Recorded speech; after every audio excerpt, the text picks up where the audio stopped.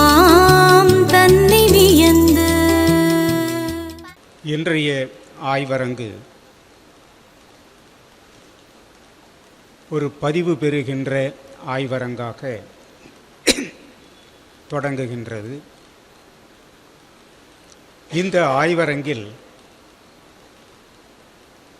திருவள்ளுவர் வாழ்த்தும் எழுச்சி உரையும் மிக சிறப்பாக வழங்கி அமர்ந்திருக்கின்ற திருக்குறள் மூதறிஞர் பெருமகனார், திருக்குறள் கவிமாமணியாக விளங்குகின்ற நம்முடைய பத்மநாபன் ஐயா அவர்களுக்கு என்னுடைய வணக்கத்தை தெரிவித்துக் கொள்கின்றேன். இணைப்புரை வழங்கி வருகின்ற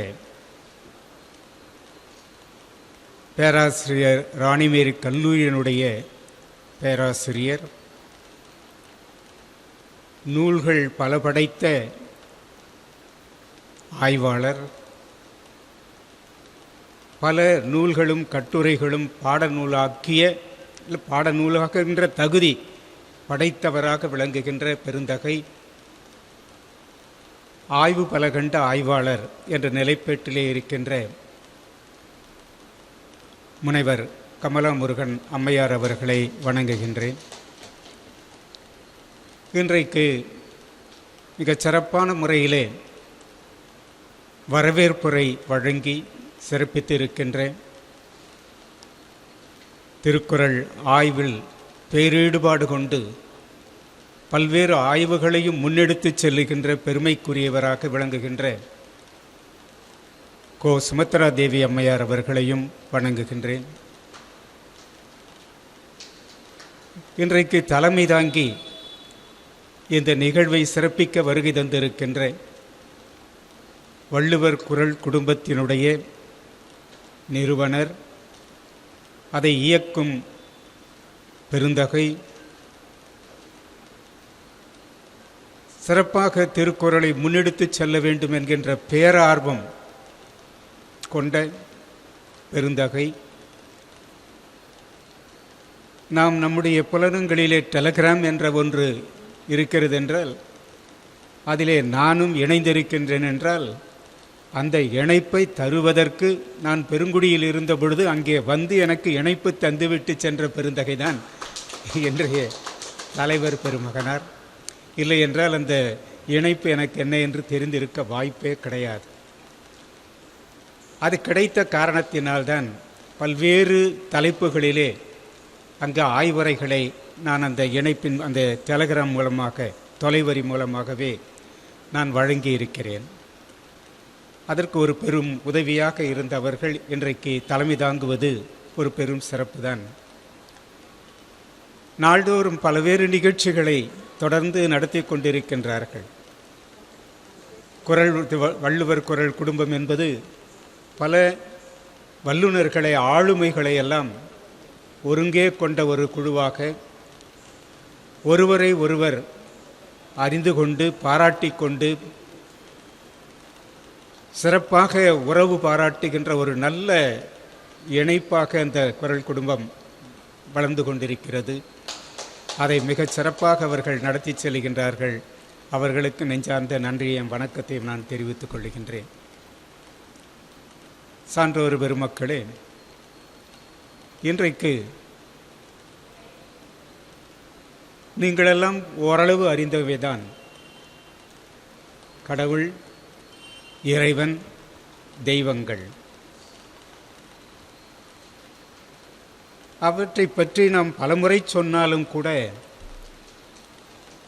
மீண்டும் மீண்டும் சொல்ல வேண்டிய ஒரு தேவை ஏற்பட்டு கொண்டேதான் இருக்கின்றது. அந்த வகையில்தான் இதை பதிவு செய்கிறோம். பதிவு செய்வதை இப்பொழுது உலக நாடு முழுதும் கொண்டு சேர்க்க வேண்டும் என்ற அடிப்படையில் நம்மிடையே நான் அவ்வப்பொழுது வழங்கிய ஆய்வுரைகளையெல்லாம் முறைப்படுத்தி இன்னும் சிறிது சேர்த்து இந்த உலகத்திற்கு வழங்குவதற்காகத்தான் இங்கே இந்த தலைப்பை நான் தேர்ந்தெடுத்திருக்கிறேன்.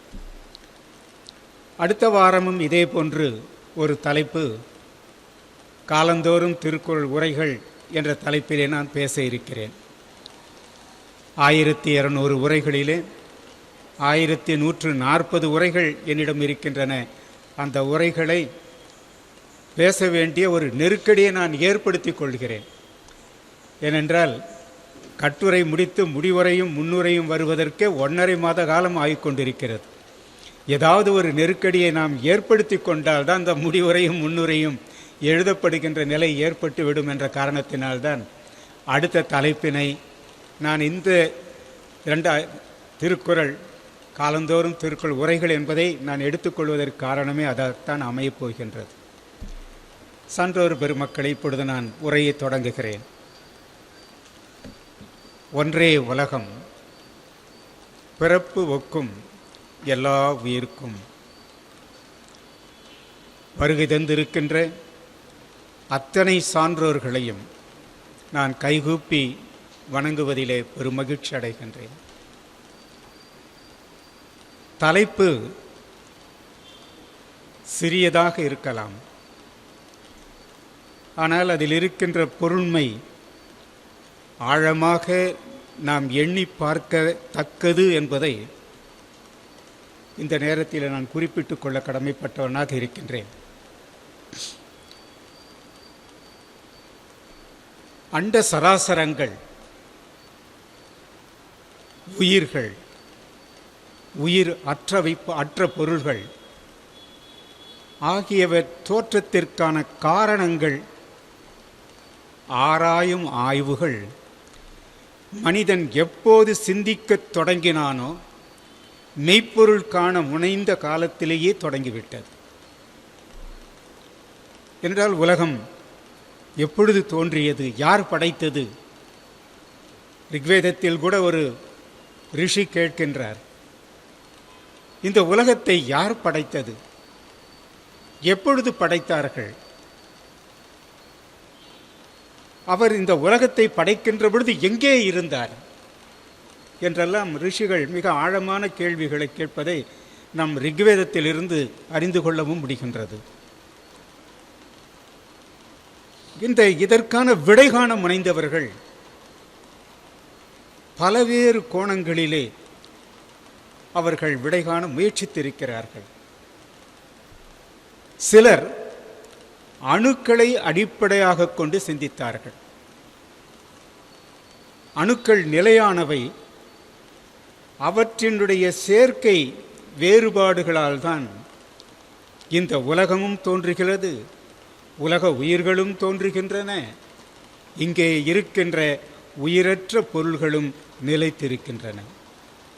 ஏன்னா நிலையற்ற பொருள்களில் இருக்கின்ற அணுக்களும் இயங்கிக் கொண்டே இருக்கின்றன. இப்படி கண்டவர்கள்தான் சமணர்களும் பௌத்தர்களும். இன்னும் சிலர் இருக்கிறார்கள், ஐம்பூதங்கள், அவற்றின் இணைப்புகள், ஆகவே அந்த இணைப்புகள், அந்த இணைப்பினுடைய முறைமைகள், எண்ணிக்கைகள், கலப்புகள், இவற்றிற்கு ஏற்பதான் இந்த உலகம் உருவாக்கம் பெறுகின்றது, உலக உயிர்கள் உருவாக்கம் பெறுகின்றன என்ற பார்வை உடையவர்கள் இன்னொரு உயர்நிலை சான்றோர்கள். அவர்கள்தான் ஆசிவகர்கள், உலோகாயுதர்கள். நமக்கு தமிழனுக்கு இதை பற்றி ஏதாவது சிந்தனை இருந்திருக்கா? ஒரு கேள்வி நமக்குள் எழுகிறது. ஆனால் இதிலேயே நீங்கள் பார்த்தீர்களானால் இந்த ஆசீவகர்களும் உலகாயுதர்களுமே தமிழர்கள்தான் என்று சொல்லுகின்ற கருத்தியலும் இருக்கின்றது. இங்கிருந்துதான் இந்த கருத்துகள் வடநாட்டிற்கு சென்றன என்று கருதுகின்றவர்களும் இன்றைக்கு இருந்து கொண்டிருக்கிறார்கள். அதற்கான வாய்ப்பு இருக்கின்றதா என்று நாம் பார்க்க வேண்டும். தொல்காப்பியத்திலே ஒரு நூற்பா, நிலம், நீர், தீ, வழி, விசும்போடு ஐந்தும் கலந்த மயக்கம் உலகம். இப்போ இந்த உலகம் கடவுளால் படைக்கப்பட்டது என்று தொல்காப்பியர் சொல்லவில்லை. இந்த ஐம்பூதங்களுடைய மயக்கம், அவற்றினுடைய கலப்பு தான் இந்த உலகம் என்று கண்டவர்கள் தமிழர்கள். அது ஏறத்தாழ ஆசிவகம், உலகாயுதம் இந்த இரண்டோடும் பொருந்தி வருவதையும் நாம் பார்க்க முடிகிறது.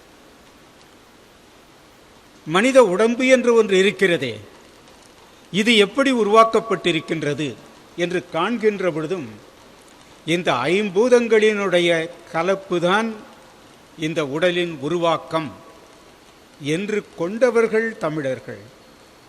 அதனால்தான் இந்த உடம்பிற்கே யாக்கப்பட்ட காரணம், ஐம்பூதங்களால் யாக்கப்பட்ட காரணத்தினால் இதற்கு யாக்கை என்று பெயர் வைத்தார்கள். இதையெல்லாம் நாம் நன்றாக அறிவோம். மூன்றாவதாக ஒரு சிந்தனையாளர்கள் இருக்கிறார்கள். அவர்கள் என்ன கருதுகிறார்கள் என்று சொன்னால், கண்ணுக்கு புலப்படாத ஏதோ ஒரு பொருள், ஒரு மூலப்பகுதி, ஏதோ ஒன்று இருக்கிறது, ஆனால் கண்ணுக்கு புலனாகவில்லை. அதிலிருந்து உலகம் தோன்றுகிறது, உலக உயிர்கள் தோன்றுகின்றன. அது படைக்கவில்லை, அதில் இருந்து தோன்றுகின்றன. இந்த உலகமும் தோன்றுகின்றது, இந்த உலகத்து உயிர்களும் தோன்றுகின்றன என்று கருதினார்கள். அதற்கு அவர்கள் இட்ட பெயர் பிரகிருதி. பிரகிருதி என்பது ஒரு மூலப்பொருள், ஆதி மூலமாக விளங்குகின்ற ஒரு பொருள். அதை யாராலும் காண முடியாது, என்ன என்று உணர முடியாது. அதிலிருந்து தான் இந்த உலகம் தோன்றுகிறது, அதிலிருந்தான் உயிர்கள் தோன்றுகின்றன என்ற கருத்துடையவர்களாக அவர்கள் விளங்குகிறார்கள். இவர்கள்தான்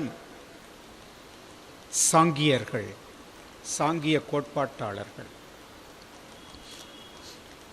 இந்த மூன்று நிலை கோட்பாட்டாளர்களையும் நீங்கள் பார்ப்பீர்களேயானால் இவர்கள் கடவுள் ஏற்புக்கு உரியவர்கள் அல்லர். இந்த உலக தோற்றத்திற்கோ இந்த உயிரினங்களுடைய தோற்றத்திற்கோ கடவுள் காரணம் இல்லை. இந்த அணுக்கள், இந்த ஐம்பூதங்கள், இந்த பிரகிருதி, இதுதான் காரணமாக அமைகிறது என்று கண்டவர்கள் இவர்கள். நான்காவது ஒரு வகையினர் இருக்கிறார்கள். இந்த உலகத்தின் தோற்றத்திற்கும் உயிரின தோற்றத்திற்கும் அடிப்படையாக ஒரு பொருள் இருக்கின்றது. அந்த பொருளுக்கு அவர்கள் வைத்த பெயர் கடவுள். கடவுள்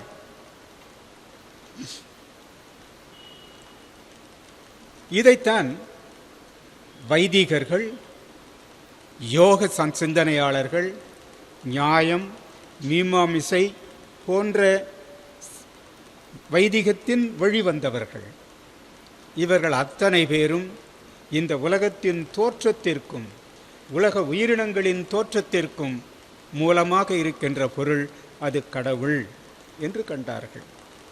நான் இதற்குள்ளே இருக்கிற வேறுபாடுகளுக்குள்ளே நான் போக விரும்பலை, நேரடியான மூல அடிப்படை தத்துவத்திற்கு மட்டும் வருகிறேன்.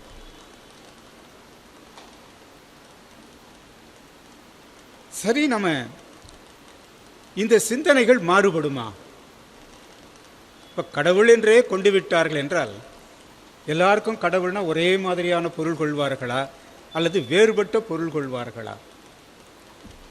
கடவுள் மறுப்பு சிந்தனையாளர்கள் ஒரே மாதிரி பொருள் கொண்டிருக்கிறார்களா அல்லது வேறுபட்ட பொருள் கொண்டிருக்கிறார்களா என்ற கேள்வியும் நமக்கு எழுகிறது. கடவுள் மறுப்பு சிந்தனையாளர்களும் ஒவ்வொருவரும் ஒவ்வொரு நிலையில் சிந்தித்திருக்கிறார்கள். கடவுள் ஏற்பு சிந்தனையாளர்களும் ஒவ்வொருவரும் ஒவ்வொரு கோணத்தில் சிந்தித்திருக்கிறார். அப்படி சிந்திப்பதுதான், அப்படி உருவாக்கம் பெறுவதுதான் கடவுள் சார்ந்த மெய்யுணர்வு நிலை. இப்படி வரையறுத்து தந்தது யார் தெரியுங்களா? தமிழன். முதல் உலகத்தில் இப்படி ஒரு வரையறையை தெளிவாக தந்தவர்கள் தமிழர்கள். வேறுபாடுகள் இருக்கத்தான் செய்யும். அது இயல்பு, உலகத்து இயல்பு. நமக்கு முன்னால ஊழியல்ல திருவள்ளுவர் சொல்வார் பாருங்க, இருவேறு உலகத்து இயற்கை திருவேறு தெள்ளியராதலும் வேறு. இது உலகத்து இயற்கை. இது அதை போன்றுதான் மெய்யுணர்வு தத்துவங்களும் வேறுபட்டு இருப்பது என்பதுதான் உலகத்து இயற்கை. எந்த ஒன்றுமே பெரும்பாலும் ஒன்றுபட்டு இருக்க வாய்ப்பில்லை. ஒன்றுபட்டு இருக்குமானால் இத்தனை பிரிவுகள் இல்லை. ஆக வேறுபட்டு இருப்பதால் தான் இந்த பிரிவினைகள் நமக்கு அளவாக காட்சியளிக்கின்றன. சரி, இது எதனால் வேறுபடுகிறது? வேறுபாடு இருக்கிறது, ஏன் வேறுபடுகிறது? கடவுள் என்று வருகின்ற பொழுது கடவுள் இல்லை என்கின்ற ஒரு பக்கம், கடவுள் உண்டு என்கின்ற ஒரு பக்கம், கடவுள் இல்லை என்று சொல்லுகின்றவர்களும் வேறுபடுகிறார்கள், கடவுள் உண்டு என்று சொல்லுகின்றவர்களும் தமக்குள் வேறுபடுகிறார்கள். ஏன் இந்த வேறுபாடு? அதற்கு தமிழன் கண்ட முடிவுதான் முதற்பொருள் என்ற ஒன்றும்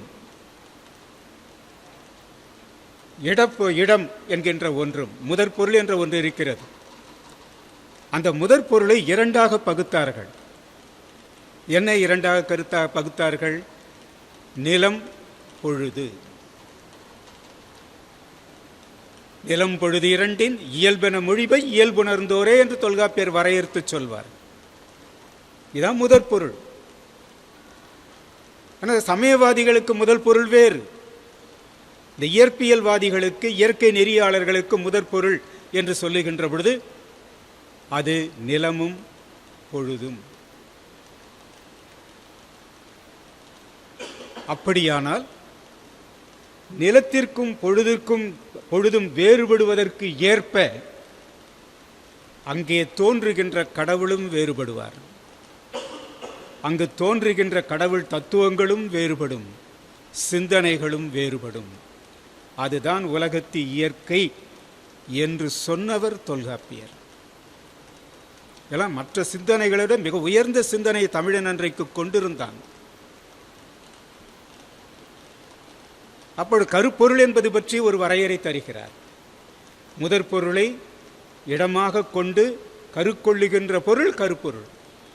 அப்படி கருப்பொருள் வரிசையிலே எதை கொண்டு வந்து வைக்கின்றார் தொல்காப்பியர் என்று பார்க்கின்ற பொழுது, தெய்வம், உணாவே, மா, மரம், புல், பறை, செய்தி, யாழின் பகுதியோடு தொகையீ அவ்வகை பிறவும் கரு என மொழிப. கரு என்பது என்ன? முதற் பொருளாகிய காலம், இடம் இவற்றை அடிப்படையாக கொண்டு கருக்கொள்ளுகின்ற பொருள்தான் கருப்பொருள். இந்த கருப்பொருளில் எது வந்து விடுகிறது? கடவுள் வந்து விடுகிறது. அப்போ இடத்திற்கு ஏற்ப கடவுள் மாறுபட்டுத்தான் வரும், வேறுபட்டுதான் வரும். ஆனால் ஒன்று இங்கு நாம் பார்க்க வேண்டும். தொல்காப்பியர் எந்த ஒரு இடத்திலும் இந்த உலகத்தை கடவுள் படைத்தார் என்று சொல்லவில்லை.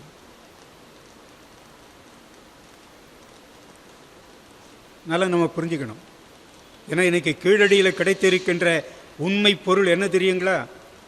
கடவுள் பற்றிய சிந்தனை அங்கு இல்லை என்று வருகிறது. கோயில்கள் கிடையாது. இந்த உலகத்தை படைத்தார் கடவுள் என்கின்ற சிந்தனைக்கான வாய்ப்பும் அங்கு இல்லை என்ற கருத்தியல்கள் பரப்பப்பட்டு கொண்டிருப்பதை நாம் பார்க்க முடிகிறது. ஆனால் சிந்துவெளி நாகரிகம் என்று வருகின்ற பொழுது சற்று கொஞ்சம் வேறுபடுகிறது. தமிழ் பண்பாட்டிலும் நாம் கொஞ்சம் வேறுபாட்டைத்தான் பார்க்கிறோம். என்ன வேறுபாடு? தாய் தெய்வ வழிபாடு. தாய் தெய்வ வழிபாடு என்பது தமிழருடைய பண்பாட்டின் அடித்தளம். அந்த தாய் தெய்வ வழிபாடு சிந்து சமவெளியில் கிடைக்கிறது, இன்னும் இங்கே கீழடியில் கிடைக்கவில்லை. கிடைக்கலாம், தோண்ட தோண்ட ஏதாவது கிடைப்பதற்கு வாய்ப்பு இருக்கலாம். ஆனால் கோயில்கள் இல்லை. சிந்து சமவெளியிலும் கோயில்கள் இல்லை. வழிபாட்டிற்குரிய இரண்டு கருப்பொருள் மட்டும்தான் இருந்திருக்கிறது. ஒன்று லிங்க வடிவம், இன்னொன்று தாய் தெய்வ வழிபாடு. ஆனால் நம்முடைய தமிழர் தொல்காப்பியர் சொல்லுகின்ற பொழுது, கடவுள் இந்த உலகத்தை படைக்கவில்லை, முதற் பொருளை அடிப்படையாக கொண்டு தோன்றுவதுதான் கடவுள் என்கின்ற ஒன்று, கடவுள் என்கின்ற அந்த சிந்தனை. அதுதான் செய்தியில் சொல்றார். செய்தி என்றால் வழங்கப்படுகின்ற தத்துவங்கள் அத்தனையும் செய்தி என்பதற்குள் அடங்கும். வரலாறுகள், தத்துவங்கள் இவையெல்லாம் செய்திக்குள் அடங்கும். அப்ப கடவுள் என்கின்ற கருத்தியலும் அது சார்ந்த தத்துவங்களும் நிச்சயமாக இடத்திற்கு ஏற்றார் போன்று கருக்கொள்ளும். அதனால்தான் நம்மவர்கள் நிலத்தையே நானிலமாக பகுத்தார்கள். முல்லை, குறிஞ்சி, மருதம், நெய்தல். அப்ப இடத்திற்கு ஏற்ப கடவுள் வேறுபடுவார். மா, மரம், புல், பறை எல்லாம் வேறுபடும். அதுதான் உலகத்து இயற்கை. ஆனால் இந்த வேறுபாடுகளை வேறுபாடுகளாகவே கருதுகின்ற ஒருவன் இருப்பான் என்று சொன்னால் பரவாயில்லை. ஆனால் இந்த வேறுபாடுகளை கொஞ்சம் மேன்மைப்படுத்தி மாறுபாடுகளாக பார்க்கின்ற ஒருவன் உருவாக்குவானேயானால் அவன் உயர்ந்த சிந்தனையாளன் ஆக முடியாது. அதுதான் நம்ம இகல் என்ற அதிகாரத்தில் பார்க்கிறோம். மாறுபாட்டுணர்வு, அதை பற்றி தனியாக நாம் நடத்தி இருக்கின்றோம். வேறுபாடு என்பது இயல்பு. வேறுபாட்டிற்குள் சில ஒருமைப்பாடுகள் இருக்கும். அந்த ஒருமைப்பாடுகளை முன்னிறுத்தி நாம் ஒன்றிணைந்து வாழ்க்கையை அமைப்போம் என்று எவர் நினைக்கின்றார்களோ அவர்தான் உயர்ந்த சிந்தனையாளர். இந்த வேறுபாடுகளையே மாறுபாடுகளாக கொண்டு அந்த மாறுபாடுகளின் வழியாகவே மனித சமுதாயத்தை பிரித்து அவர்களிடையே பகையை ஊட்டி போரை தூண்டுகின்ற ஒரு தத்துவம், போருகின்ற உறுத்துகின்ற ஒரு சமுதாயம், ஒரு சிந்தனையாளன் இருப்பான் என்று சொன்னால் அவன் உயர்ந்த சிந்தனையாளன் அல்லன். இதை நாம முதல்ல புரிந்து கொள்ள வேண்டும். ஆக உயர்ந்த சிந்தனை என்பது வேறுபாடுகள் இயல்பு என உணர்ந்து அங்கு இருக்கின்ற ஒருமைப்பாடுகளை முதன்மைப்படுத்தி சிந்திக்கின்ற சிந்தனை. அதற்கு தான் தொல்காப்பியர் நமக்கு இந்த கருப்பொருளுப்பா எங்கே இடத்துக்கு இடம் மாறுபடுவது என்பது இயற்கை என்று சொல்லுகிறார்.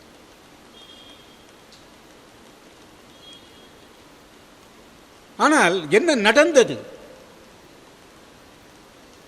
திருவள்ளுவர் காலத்திற்கு முன்பு நடந்த நிகழ்வு என்ன என்று நாம் எண்ணி பார்க்க வேண்டியிருக்கிறது.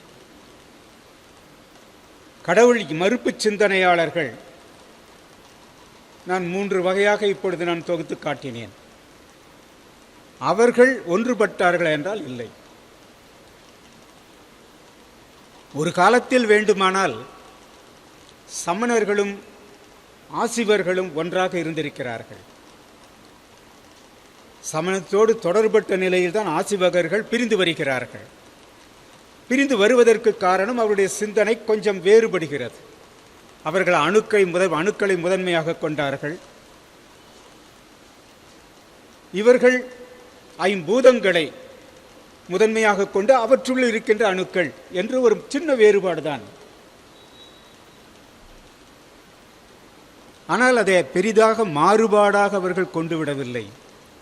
வேறுபாடு என்ற காரணத்தினால்தான் சமணத்தில் இருந்து ஆசிவகர்கள் திரும்பி வந்துடுறாங்க.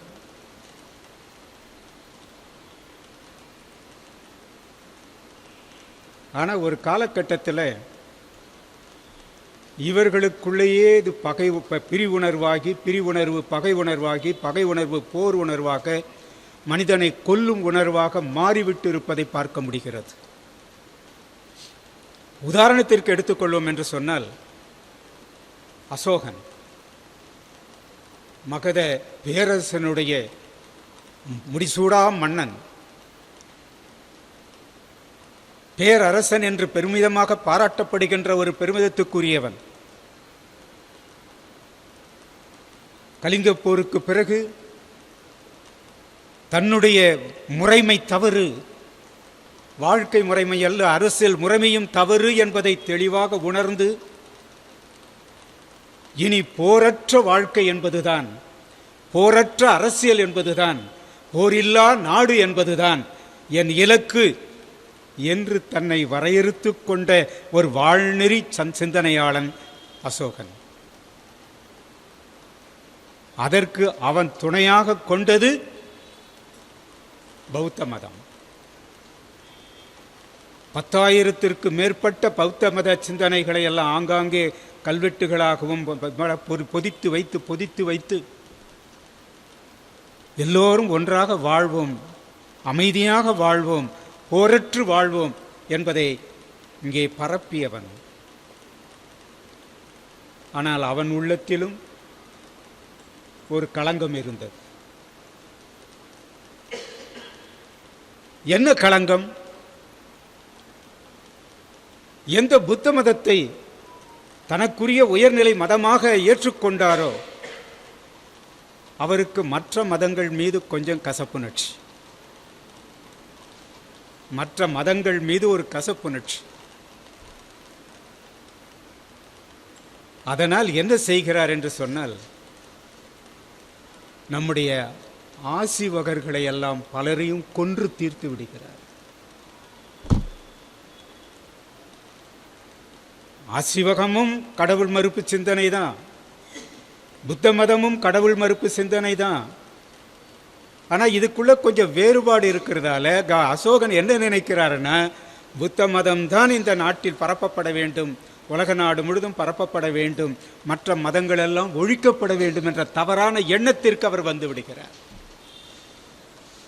அதனால் ஆசிவகர்களை எல்லாம் மெல்ல மெல்ல கொன்று விடுகிறார். இது நல்ல உள்ளத்திற்குள் ஒரு கள்ள உள்ளம்.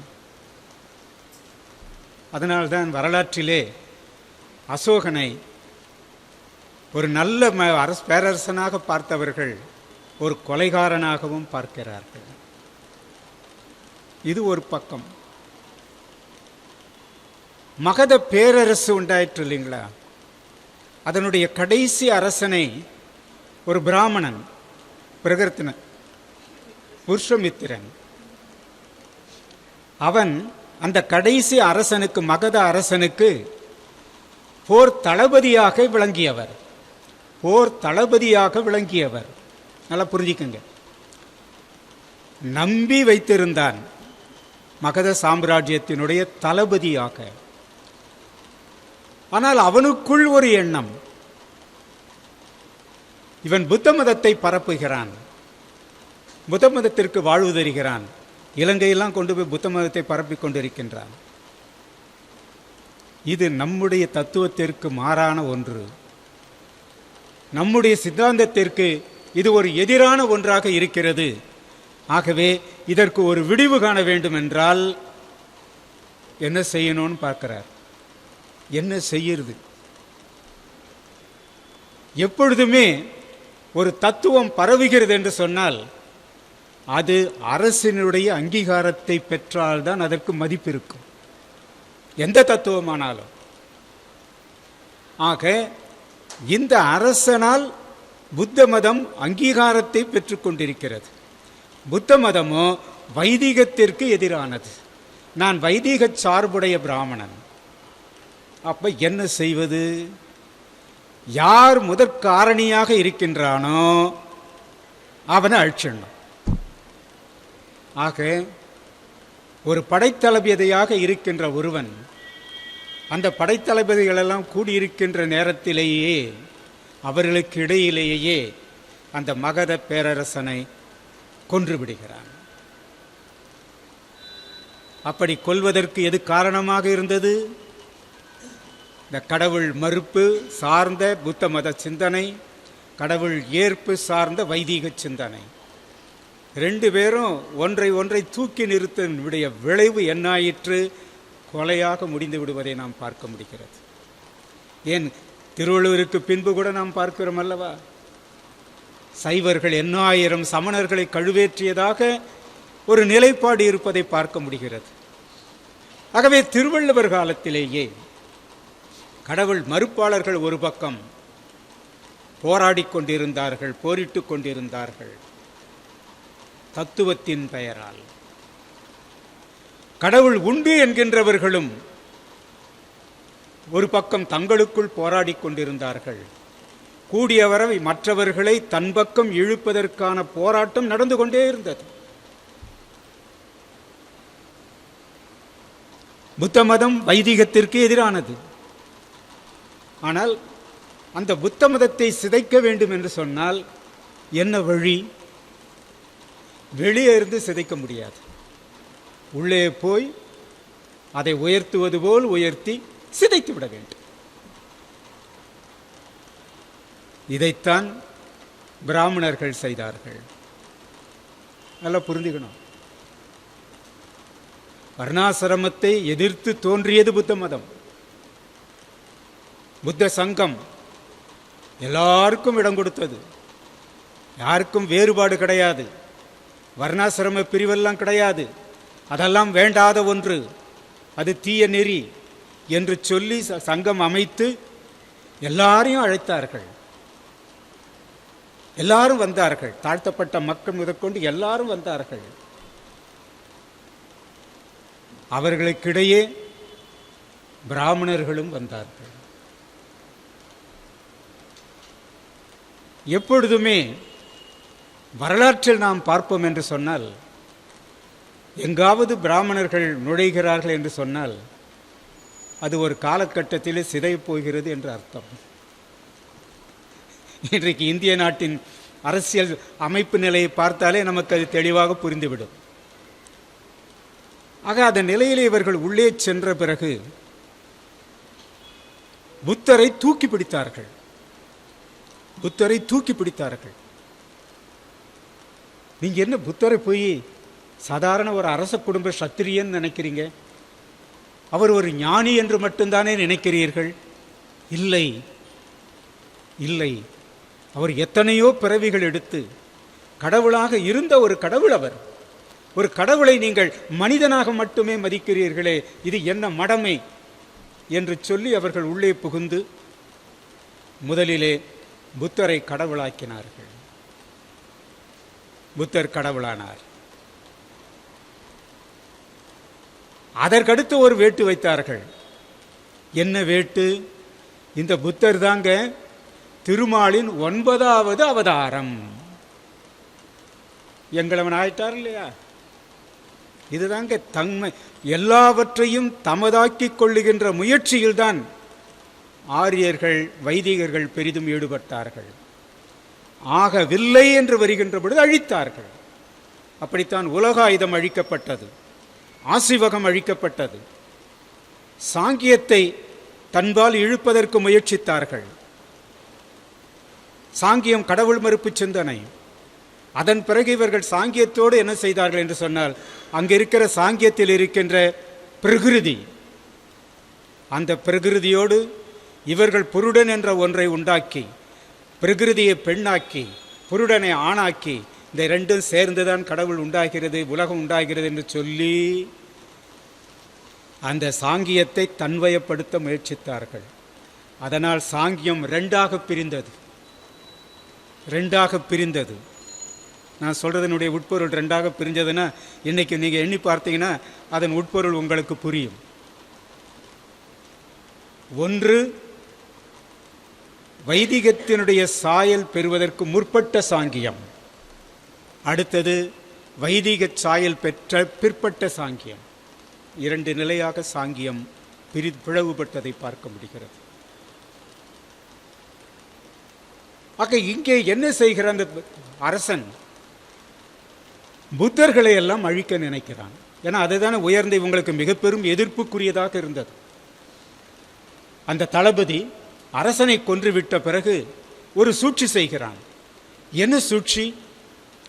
எங்களுக்கு புத்தர் ரொம்ப வேண்டியவர், புத்த பிட்சுக்கள் எங்களுக்கு ரொம்ப வேண்டியவர்கள், அவர்களையெல்லாம் நாங்கள் ஆதரிக்க விரும்புகிறோம்.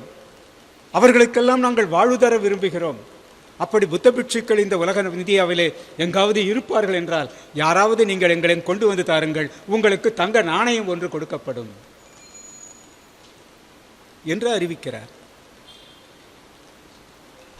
மனு தர்மத்தை ஆட்சிக்குரிய நூலாக்கி விடுகிறார். இவர்தான் முதலாக மனு தர்மத்தை ஆட்சிக்குரிய நூலாக்கி விடுகிறார்.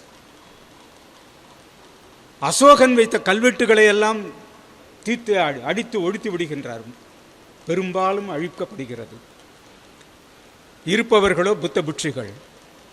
இந்த நாணயத்தை காட்டி புத்த பிட்சுகளை எல்லாம் வர வைத்து ஒரு பெரிய கொப்பரை வைத்து அவர்கள் தலையை வெட்டி அதிலே போட்டு கொளுத்தி விடுகிறார். ஆக மதங்கள் என்று சொல்லக்கூடியவை மதம் பிடித்து போனால் என்ன ஆகும் என்பதை நமக்கு வரலாறுகள் காட்டுகின்றன. இந்த வரலாறுகளை தெளிவாக திருவள்ளுவர் புரிந்திருப்பார். ஆக மதங்கள் என்கின்றன, சிந்தனைகள் வேறுபடுகின்றன வரையிலும் தவறில்லை. ஆனால் அது மாறுபாடாகி, அது பிரிவினைக்குரியதாகி, அது பகையாகி, அது போராகின்ற நிலை இந்திய மண்ணில் உருவாகிவிட்டதே என்று நொந்து கொள்ளுகிறார் திருவள்ளுவர். இது ஒரு பக்கம். இன்னொரு பக்கம், இந்த கடவுள் என்பது உண்மைதானா என்ற ஒரு கேள்வி எழுகிறது. எனக்கல்ல, திருவள்ளுவருக்கு. அதற்கு விடை காண முயற்சிக்கிறார். வரலாற்றை முன்னே திருப்பி பார்க்கிறார். இயற்கையை நுட்பமாக ஆராய்ந்து முனைந்த இருநிலையில் இருக்கிறார்கள். ஒன்று ஆரியர்கள், மற்றொன்று தமிழர்களை உள்ளடக்கிய திராவிடர்கள். இவங்க ரெண்டு பேருக்கும் இயற்கையை பார்க்கின்ற பார்வையிலே ஒரு வேறுபாடு இருக்கிறது. என்ன வேறுபாடு? இயற்கையை இயற்கையாக பார்த்தார்கள், ரெண்டு பேருமே பார்த்தார்கள். அதனுடைய வேறுபாடுகள், நுட்பங்கள், இணைப்புகள் இதெல்லாம் ரெண்டு பேருமே பார்த்தார்கள். இதை பார்த்த தமிழன் பார்வை வேறாயிற்று, ஆரியன் பார்வை வேறாயிற்று. தமிழனுடைய பார்வை என்னவாயிற்று என்று சொன்னால், இயற்கையோடு இயற்கையாக இணைந்து இயற்கையினுடைய இயக்கங்களை தெளிந்து, அதனுடைய இயக்கம், த லா ஆஃப் நேச்சர், இயற்கையின் சட்டம் என்ன என்பதை உணர்ந்து அதற்கு ஏற்ற போன்ற ஒரு வாழ்க்கை நெறிய உருவாக வேண்டும் என்று சிந்தித்து அந்த வாழ்க்கை நெறியை உருவாக்கம் தந்தார்கள். அந்த வாழ்க்கை நெறிக்கு பெயர்தான் அறம். இயற்கையோடு இயற்கையாக இணைந்து கண்டார்கள். இயற்கை கண்டு அஞ்சினார்கள். இயற்கையை தெய்வமாக வழிபட்டார்கள். சூரியனை வழிபட்டார்கள் அல்லவா? பொங்கல் நேரத்திலே சூரிய வழிபாடு அவர்கள் செய்திருக்கிறார்கள். ஆனால் மதிப்போடு பார்த்தார்கள், வெறும் அச்சத்தோடு மட்டும் பார்க்கவில்லை. இது தமிழனுடைய நிலை. மாறாக ஆரியனுடைய நிலை என்று பார்க்கின்ற பொழுது இயற்கையை பார்த்தார்கள், அனுபவித்தார்கள். அச்சம் மேலீடாக ஆயிற்று. அச்சத்தின் மேலீடு என்ன ஆயிற்று என்று சொன்னால், அதையெல்லாம் பேராற்றல், அது ஏதோ ஒன்றாக இருக்கிறது என்று சொல்லி இயற்கை அனைத்தையுமே இவர்கள் கடவுளராக பார்த்து கொண்டார். இயற்கையின் அனைத்து பொருள்களையும், ஐம்பூதங்களுடைய அனைத்து கூறுகளையும் கடவுள் என்று வரையறுத்து கொண்டார்கள். வரையறுத்து கொண்ட பிறகு என்ன நிகழ்ந்தது என்பதுதான் அடுத்த கேள்வி. இவர்கள் வரையறுத்து கொண்டு வருவதற்கு முன்பு ஒரு வாழ்க்கை இருக்கிறது.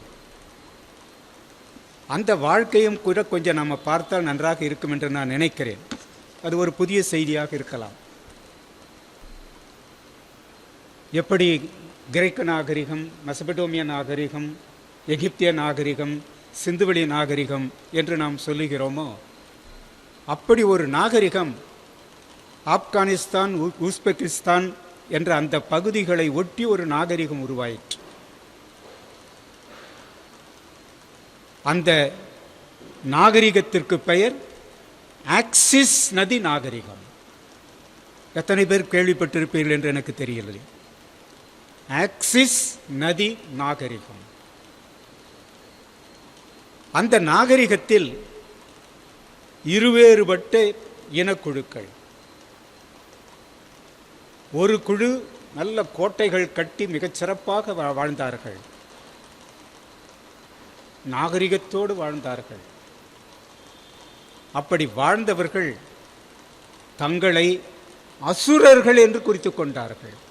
ரிக்வேதத்தில் வர்ற அசுரர்கள் நல்லா புரிஞ்சுக்கணும், நம்ம வேற மாதிரி பார்த்துட்டோம்.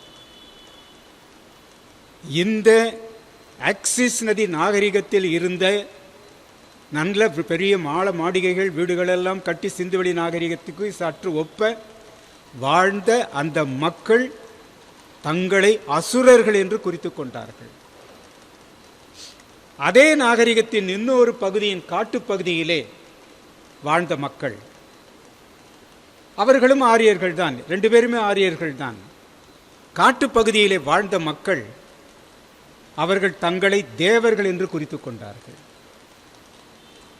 நீங்க ரிக்வேதத்தில் தேவ அசுரர் போர் அடிக்கடி நடைபெறும். தேவ அசுரர் போர் அடிக்கடி நடைபெறும். அதை நாம என்ன நினைச்சுக்கிட்டு இருந்தோம்னா, அசுரர்கள் என்று சொன்னால் திராவிடர்கள், அங்கிருந்த பழங்குடி மக்கள்னு நினைச்சுக்கிட்டு இருந்தோம். இல்லை, அசுரர்கள் என்பவர்கள் இந்த ஆக்சிஸ் நதி நாகரிகத்தில் இருந்த மக்கள். அவர்கள் நல்ல நாகரிகத்தோடு வாழ்ந்தார்கள். அவர்கள் என்ன செய்கிறார்கள், இந்த இவர்களை தேவர்கள்னு சொல்லுகின்ற அந்த காட்டில் வாழ்கின்ற படிக்காத அறிவில்லாத மக்களை பார்த்து இவர்கள் அதை வெறுத்தார்கள். வெறுத்து அவர்களுடைய நூலிலே என்ன பதிவு செய்திருக்கிறார்கள் என்றால், இவர்கள் படிக்காதவர்கள், அறிவிலிகள், இவர்கள் முட்டாள்கள், இவர்கள் கயவர்கள், கீழானவர்கள் என்று அவர்களை ஒதுக்கினார்கள். இவங்க எல்லாவற்றையும் எழுதி வைத்தார்கள். அசுரர்கள், தேவர்களுக்கு எழுத்து கிடையாது, எதையும் அவங்க எழுதி வைக்கல, எல்லாம் மனப்பாடம் செய்து கொண்டிருந்தார்கள். நீங்கள் ரிக்வேதத்தில் வருகின்ற அத்தனை 10,552 சூக்த பாடல்களும் மனப்பாடம் செய்து கொண்டு வரவேற்று பாடல்கள் தான். நல்லா புரிஞ்சுக்கணும். ஏன்னா இது நான் புதிய ஒரு காட்சியை உங்களுக்கு காட்டிக்கிட்டு இருக்கேன். அப்ப அசுரர் தேவர் அசுரர் போர் நடந்ததா என்றால் நடந்தது. அது எங்கே நடந்தது? ஆக்சிஸ் நதி நாகரிகத்தில் நடந்தது. இங்கு வந்து அவர்கள் என்ன செய்கிறார்கள், அந்த அசுரர்கள் லெபனான், இந்த ஈரான் பகுதிக்கு வந்து விடுகிறார்கள். அங்கே ஒரு நகரத்தை உருவாக்கி கொள்கிறார்கள். அசுரர்கள் இந்த காட்டு பகுதியிலே ஒதுக்கப்பட்டிருந்தார்களே, வெறுக்கப்பட்டிருந்தார்களே, இவர்கள் கயவர்கள் என்று புறக்கணிக்கப்பட்டார்களே, அவர்கள் மலைப்பகுதியாக வந்து கைபர் போலன் கணவாய் வழியாக இந்தியாவிற்குள் நுழைகிறார்கள். குழு குழுவாக நுழைகிறார்கள். அவர்களுக்கும் அசுரர்களுக்கும் ஆகாது. அசுரர்கள் வேறொரு பக்கமாக வருகிறார்கள், இவர்கள் தேவர்கள் இன்னொரு பக்கமாக உள்ளே வருகிறார்கள். மொத்தம் முதல்ல இருந்தது 5 கோத்திரங்கள், 5 குழுக்கள். அதன் பிறகு வடிவம் பெற்றது 12 குழுக்கள். கடைசியாக ஒரு சில ஆராய்ச்சியாளர்கள் 13 குழுக்கள் என்று சொல்லுகிறார்கள். அதனால்தான் பின்னால் 10 மன்னர் போர் என்று ஒன்று நடைபெறுகிறது. அந்த 10 மன்னர் போர் என்பது ஆரியர்களுக்குள்ளே நடந்த போர். ஆரியர்களுக்குள்ளே நடந்த போர். இப்ப இவங்களுடைய நோக்கம் என்னன்னு பார்த்தா, 2 பேருடையுமே இந்திரன் வருகிறான். எங்கே? ஆக்சிஸ் நதி நாகரிகத்தில் இந்திரன் வருகிறான், அக்னி வருகிறான். இது அப்படியே வராங்க, அதே எண்ணங்களோடு வராங்க. இங்கே இந்திரனை கொண்டு வந்துடுறாங்க, அக்னியை கொண்டு வந்துடுறாங்க. இன்னும் இயற்கையில் இருக்கின்ற எல்லா பொருளையும் பார்க்குறாங்க, எல்லா பொருளையும் கடவுளாக்கிறாங்க. அப்படி பார்த்தீங்கன்னா பயன்பாட்டு பொருள்கள் எல்லாம் கடவுளாகிறாங்க. குடிப்பதற்குரிய பொருள்கள் எல்லாம், கஞ்சா கூட கடவுளாவதே நாம் பார்க்கிறோம். இந்த சோமபானம் சொல்கிறோம் இல்லைங்களா, சோமபானத்தை சோமனாக்கி கடவுளாக்கிறாங்க. ஒரு அதிகாரமே 9வது மண்டலம் முழுதும் சோமனுக்கே ஒதுக்கப்பட்டிருக்கு. பெரும்பான்மையும் சோமன் தான். அவனை கடவுளாக்கி அந்த அதிகாரம் முழுதும் பாடப்பட்டு இருப்பதை பார்க்க முடிகிறது. 900க்கும் மேற்பட்ட பாடல்கள். அப்ப இங்க வந்தவர்கள் என்ன செய்யறாங்க? இயற்கையை முழுவதும் கடவுளாக்கினார்கள். ஐம்பூதங்கள், நீர், பூமியை அதிதி என்று சொன்னார்கள். சூரியன், இந்திரன், அக்னி என்று அப்படியே இயற்கை பொருள்கள் அத்தனையும் கடவுளாக மாற்றினார்கள். அவர்களுடைய வாழ்க்கை நெறியில் 33 கடவுளர்கள். ரிக்வேதத்திலே ஒரு இடத்தில் 3339 கடவுளர்கள் சுட்டப்படுகிறார்கள். அது ஒரு ரிஷி சொல்றார். அது அத்தனை கடவுளராக அங்க இல்லை, யாரும் ரிக்வேதத்தில் இல்லை. 33 கடவுளர் தான் இயற்கை பொருள்கள் வராங்க. அப்ப என்ன ஆகிறதுன்னா, இவர்கள் படைத்த கடவுளர் எல்லாம் இயற்கை பொருள்கள், கற்பிதங்களே. அதுக்குள்ள நான் போனா வேற மாதிரி போயிடும். இதோட நிறுத்திக்கிறேன். அப்ப அவர்கள் படைத்த கடவுளர், இயற்கை சார்ந்த ஐம்பூதங்கள் சார்ந்து படைத்த எத்தனை கடவுளர்களும் கற்பனைகளே. ஏன்னா அங்கே கடவுள் இருந்ததாக யாராலும் நிரூபிக்க முடியாது. நிரூபிக்கணும்னாக்கா அகழ்வாய்வு வேண்டும். அகழ்வாய்வில் இந்திரன் இருந்ததாக இல்லை, அக்னி இருந்ததாக இல்லை, எந்த அகழ்வாயும் அங்கே இல்லை. ஏன்னா இவங்க இயற்கை பொருளை வைத்துக்கொண்டு அதை தன்வயப்படுத்த முடியும், தம்முடைய வேதங்களால் அதை கட்டுப்படுத்தி கொள்ள முடியும் என இவர்கள் ஒரு கருத்தியலை பரப்பினார்கள். முடியுமா முடியாதா என்பது வேறு. அந்த ஒரு கருத்தியலை அவங்களுடைய வாழ்க்கை நலனுக்காக பரப்பினார்கள். அப்ப எல்லாம் கற்பிதமாயிற்றுங்களா கடவுளர் எல்லாம்? அடுத்தது நீங்க ரிக்வேதம் 10வது மண்டலத்துக்கு வந்தீங்கன்னா அங்க என்ன ஆகிறதுன்னா, 33 கடவுளருக்கும் இல்லாத மதிப்பு வேறொரு கடவுளுக்கு உருவாக்கப்படுகிறது. 33 பல தெய்வ வழிபாடு என்பது ஒரு தெய்வ வழிபாடாக ஆக்கப்படுகிறது 10வது மண்டலம் ரிக்வேதத்தில். அங்கே ஒருவன் புருஷன் அல்லது புருடன் என்ற பெயரோடு வருகிறான். இது ஒரு ரிஷி குழு புருடன் என்று கொண்டது. இவன் தான் உலகத்தை படைத்தான். ஆனால் இன்னொரு குழு இருக்கு பாருங்க, அவன் கோத்திரங்கள்னு இருந்தது இல்லைங்களா, அதில் இருக்கிற இன்னொரு ரிஷி என்ன செய்கிறார்னா விஸ்வகர்மா, அவன் தான் உலகத்தை படைக்கிறான்.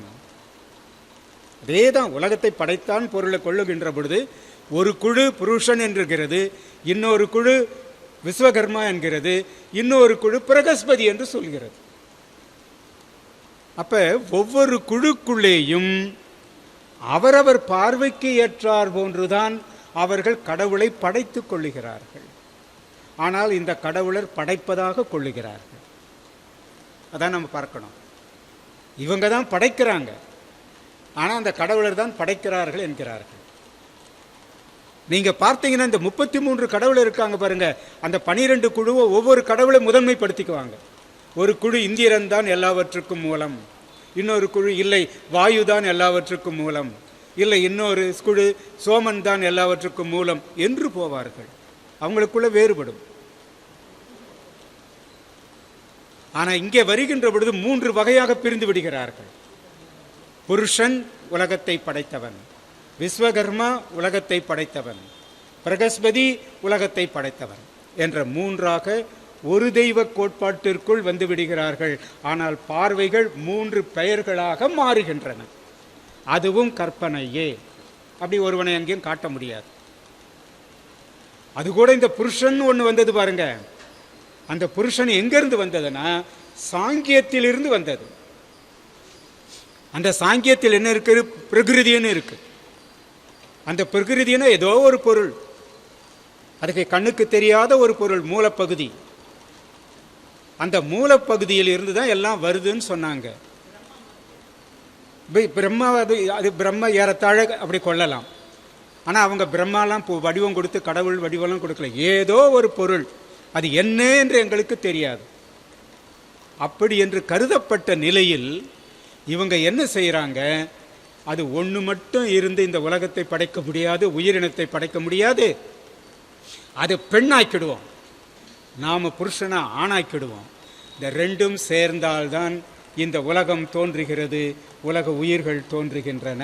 ஆக ஆணும் பெண்ணும் சேர்ந்தால்தான் உலகம் தோன்றுகிறது, உயிரினங்கள் தோன்றுகிறது, புதிய ஒரு கருத்தை இவர்கள் கொண்டு வைத்தார்கள். அப்ப அந்த 10வது மண்டலத்தில் உலகத்தை படைத்த புருஷன் என்று வருவதற்கு காரணம் பிரகிருதி.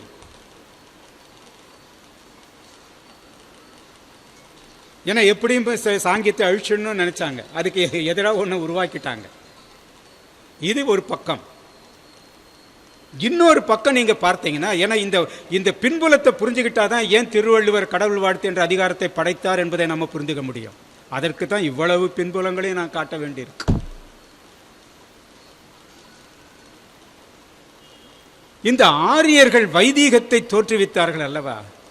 அந்த காலகட்டத்திற்கு பிறகு பிற்பட்ட வைதிக காலம், வேத காலத்தின் பிற்பகுதியிலே சத்திரியர்கள் எழுச்சி பெறுகிறார்கள். பிராமணர்கள் என்ன சொல்லிட்டு இருந்தாங்க? நாங்க தான் எல்லாமே, இந்த உலகம் கடவுள் உலகத்திற்குள் அடக்கம், மன்னிக்கணும், உலகம் கடவுளுக்குள் அடக்கம், கடவுள் வேதத்திற்குள் அடக்கம், வேதங்கள் பிராமணர்களுக்குள் அடக்கம், நாங்கள் தான் தேவர்கள், தெய்வங்கள் என்று சொன்னவர்கள் பிராமணர்கள், ஆரியர்கள். ரிக்வேதத்தில் இருக்கிறதுங்க, நான் வேற எங்கேயும் போல. அப்ப தங்களை தெய்வமாக மாற்றிக்கொண்டார்கள். நாங்க தான் எல்லாவற்றுக்கும் மூல காரணம், நாங்க தான் எல்லாவற்றுக்கும் உயர்ந்தவர்கள். இந்த கருப்பர்கள் இருக்காங்க பாருங்க, இழிந்தவர்கள், கேவலமானவர்கள் என்று ஒதுக்குகிறார்கள். இந்த காலகட்டத்தில் தான் என்ன ஆகுதுங்க, இந்தியா முழுதும் நீங்க பார்த்தீங்கன்னா சத்திரியர்கள் எழுச்சி பெறுகிறார்கள். இந்த பக்கம் புத்தர், எல்லாம் பிராமண சமயத்தை எதில் தான் வர்றவங்க, புத்தர். அதன் பிறகு சமணத்தில் யாருங்க, மகாவீரர், இப்படியே வராங்க. அப்ப இந்த சத்திரியர்கள் எழுச்சி பெற்ற உடனே என்ன செய்யறாங்க? வேதங்களுக்கு மாற்றாக நாம் சிலவற்றை தர வேண்டும்னு நினைக்கிறாங்க. உடனே உபநிடதங்களை படைக்கிறாங்க. நாங்க தான் உயர்ந்தவர்கள் அப்படின்னு உபநிடதங்களை படைக்கிறார்கள். உபநிடதங்களை படைத்தவர்கள் சத்திரியர்கள், ஞாபகம் வைத்துக்கணும். வேதங்களை படைத்தவர்கள் பிராமணர்கள். அவன் பிராமணனை உயர்த்தி வேதங்களை படைத்தான், இவன் சத்திரனை உயர்த்தி உபநிடதங்களை படைத்தான். ஐயோ, இப்படி போனா என்ன ஆகிறது, நம்முடைய வேதங்களே வாழ்க்கை இல்லாமல் போயிடுமேன்னு சொல்லி பிராமணர்கள் என்ன செய்யறாங்கன்னா, இந்த சத்திரியர்கள் படைத்த உபநிடதங்களுக்கு இவங்க போய் உரை எழுதி திருத்தி உரை எழுதிடுவாங்க. இவங்களுக்கு ஏற்ற மாதிரி அதை மாற்றி உரை எழுதிடுறாங்க. இதுல கை தேர்ந்தவர்கள்.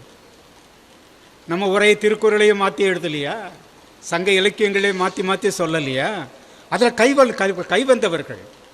அதனால இவங்க என்ன செய்யறாங்க, உபநிடதங்களாக உருவாக்கப்பட்டதற்கெல்லாம் பெரும்பாலும் பிராமணர்களே உரை எழுதி அதை மழுங்கடிக்க வைத்து விடுகிறார்கள். இந்த நேரத்தில் நாம இன்னொன்று கவனிக்கணுங்க. ரிக்வேதத்தில் நடந்த ஒரு செய்தி என்ன செய்தினாக்க, அந்த நாட்டில் ஒரு பழங்குடி மகனாக ஆதிகுடி அரசனாக இருந்தவன் கிருஷ்ணன். ஆதிகுடி அரசனாக இருந்தவன் கிருஷ்ணன். அந்த கிருஷ்ணன் 16,000 சேனைகளை வைத்திருந்தான்.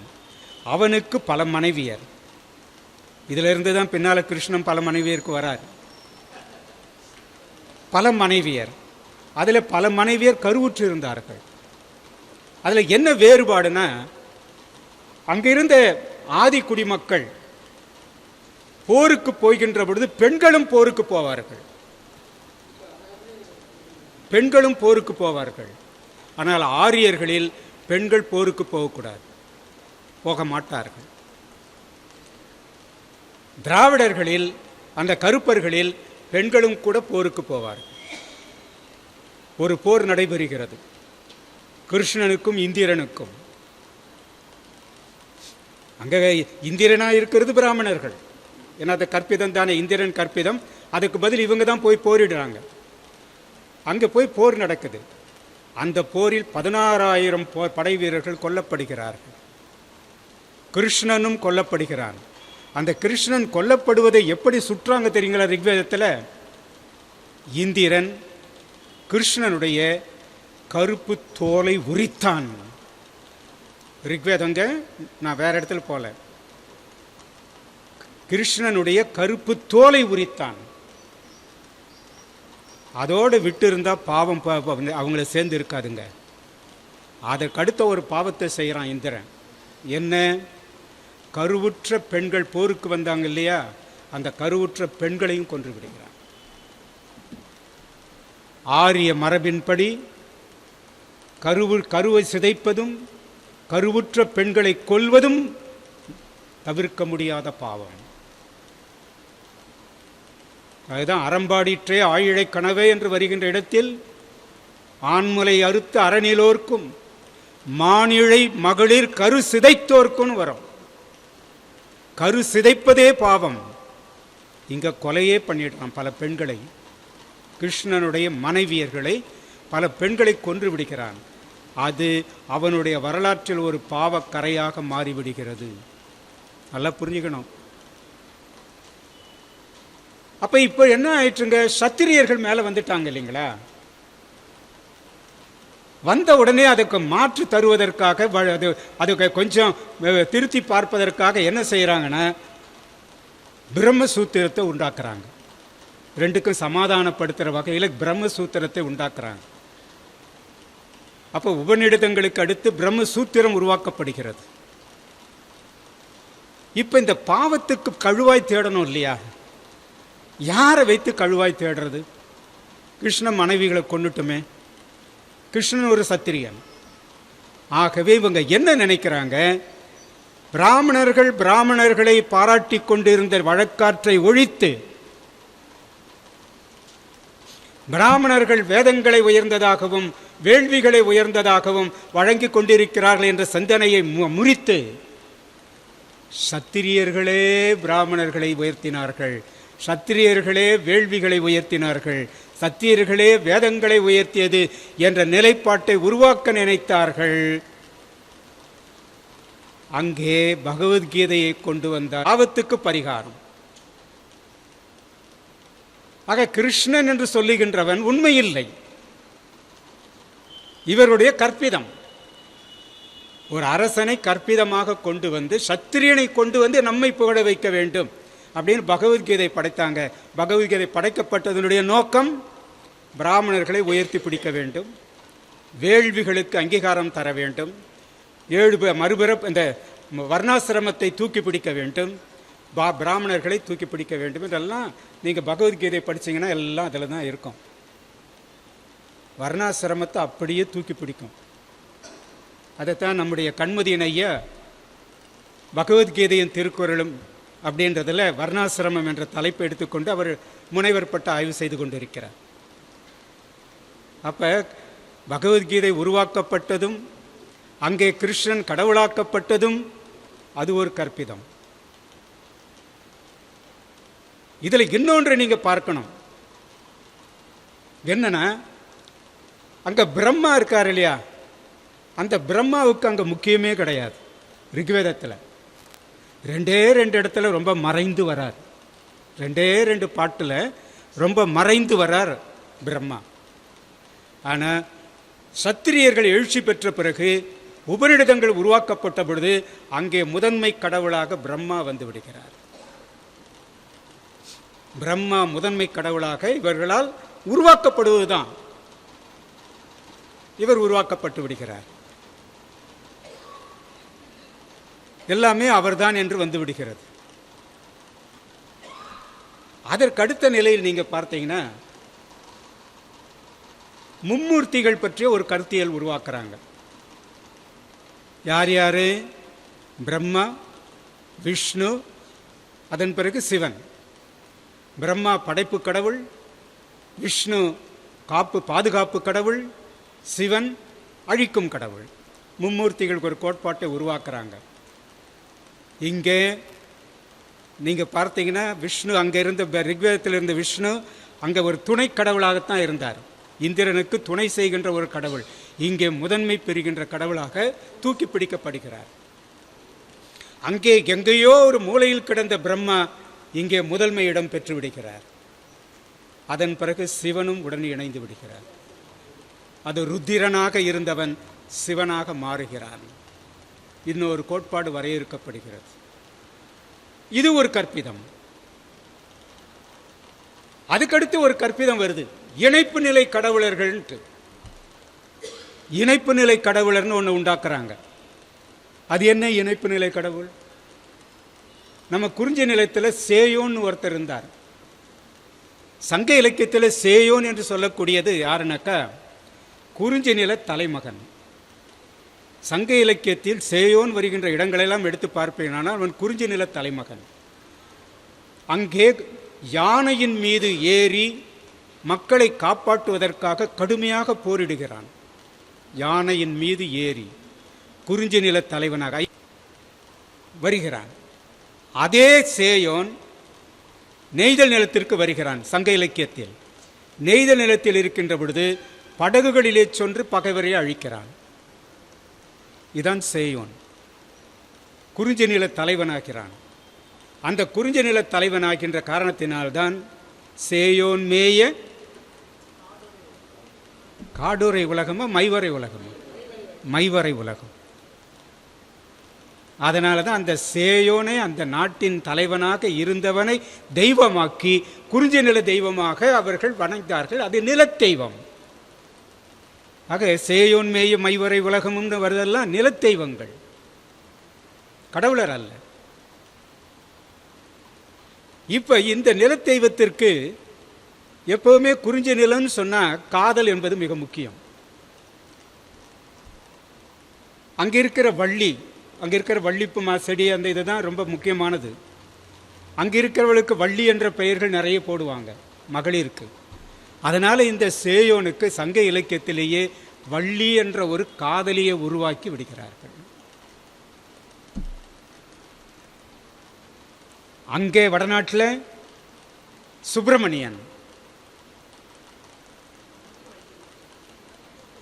சுப்பிரமணியனுக்கு அங்க தெய்வானை, இந்திரனுடைய மனைவி. எங்க வேணாலும் இந்த மனைவி வேணாலும் கொண்டு வந்துருவானுங்க. தெய்வானை. அப்ப என்ன செய்யறானுங்க, தமிழ்நாட்டில் முருகனுக்கு வழிபாடு கொஞ்சம் நல்லா இருக்க, அதை கொண்டு நம்வயப்படுத்திக்கிட்டா என்ன நினைக்கிறான் ஆரியன். ஆக என்ன செய்கிறார்கள், சேயோனையும் கார்த்திகேயனையும் அல்லது சுப்பிரமணியனையும் ஒன்னாக்கி முருகன் என்ற ஒரு வழிபாட்டை உருவாக்கி இந்த முருகனுக்கு வள்ளி தெய்வானையை 2 மனைவிகளாக்கி ஒரு கதை கட்டி விட்டான். ஆக முருகன் என்கின்ற வரலாறே ஒரு கதைதான், உண்மையில முருகன் கிடையாது.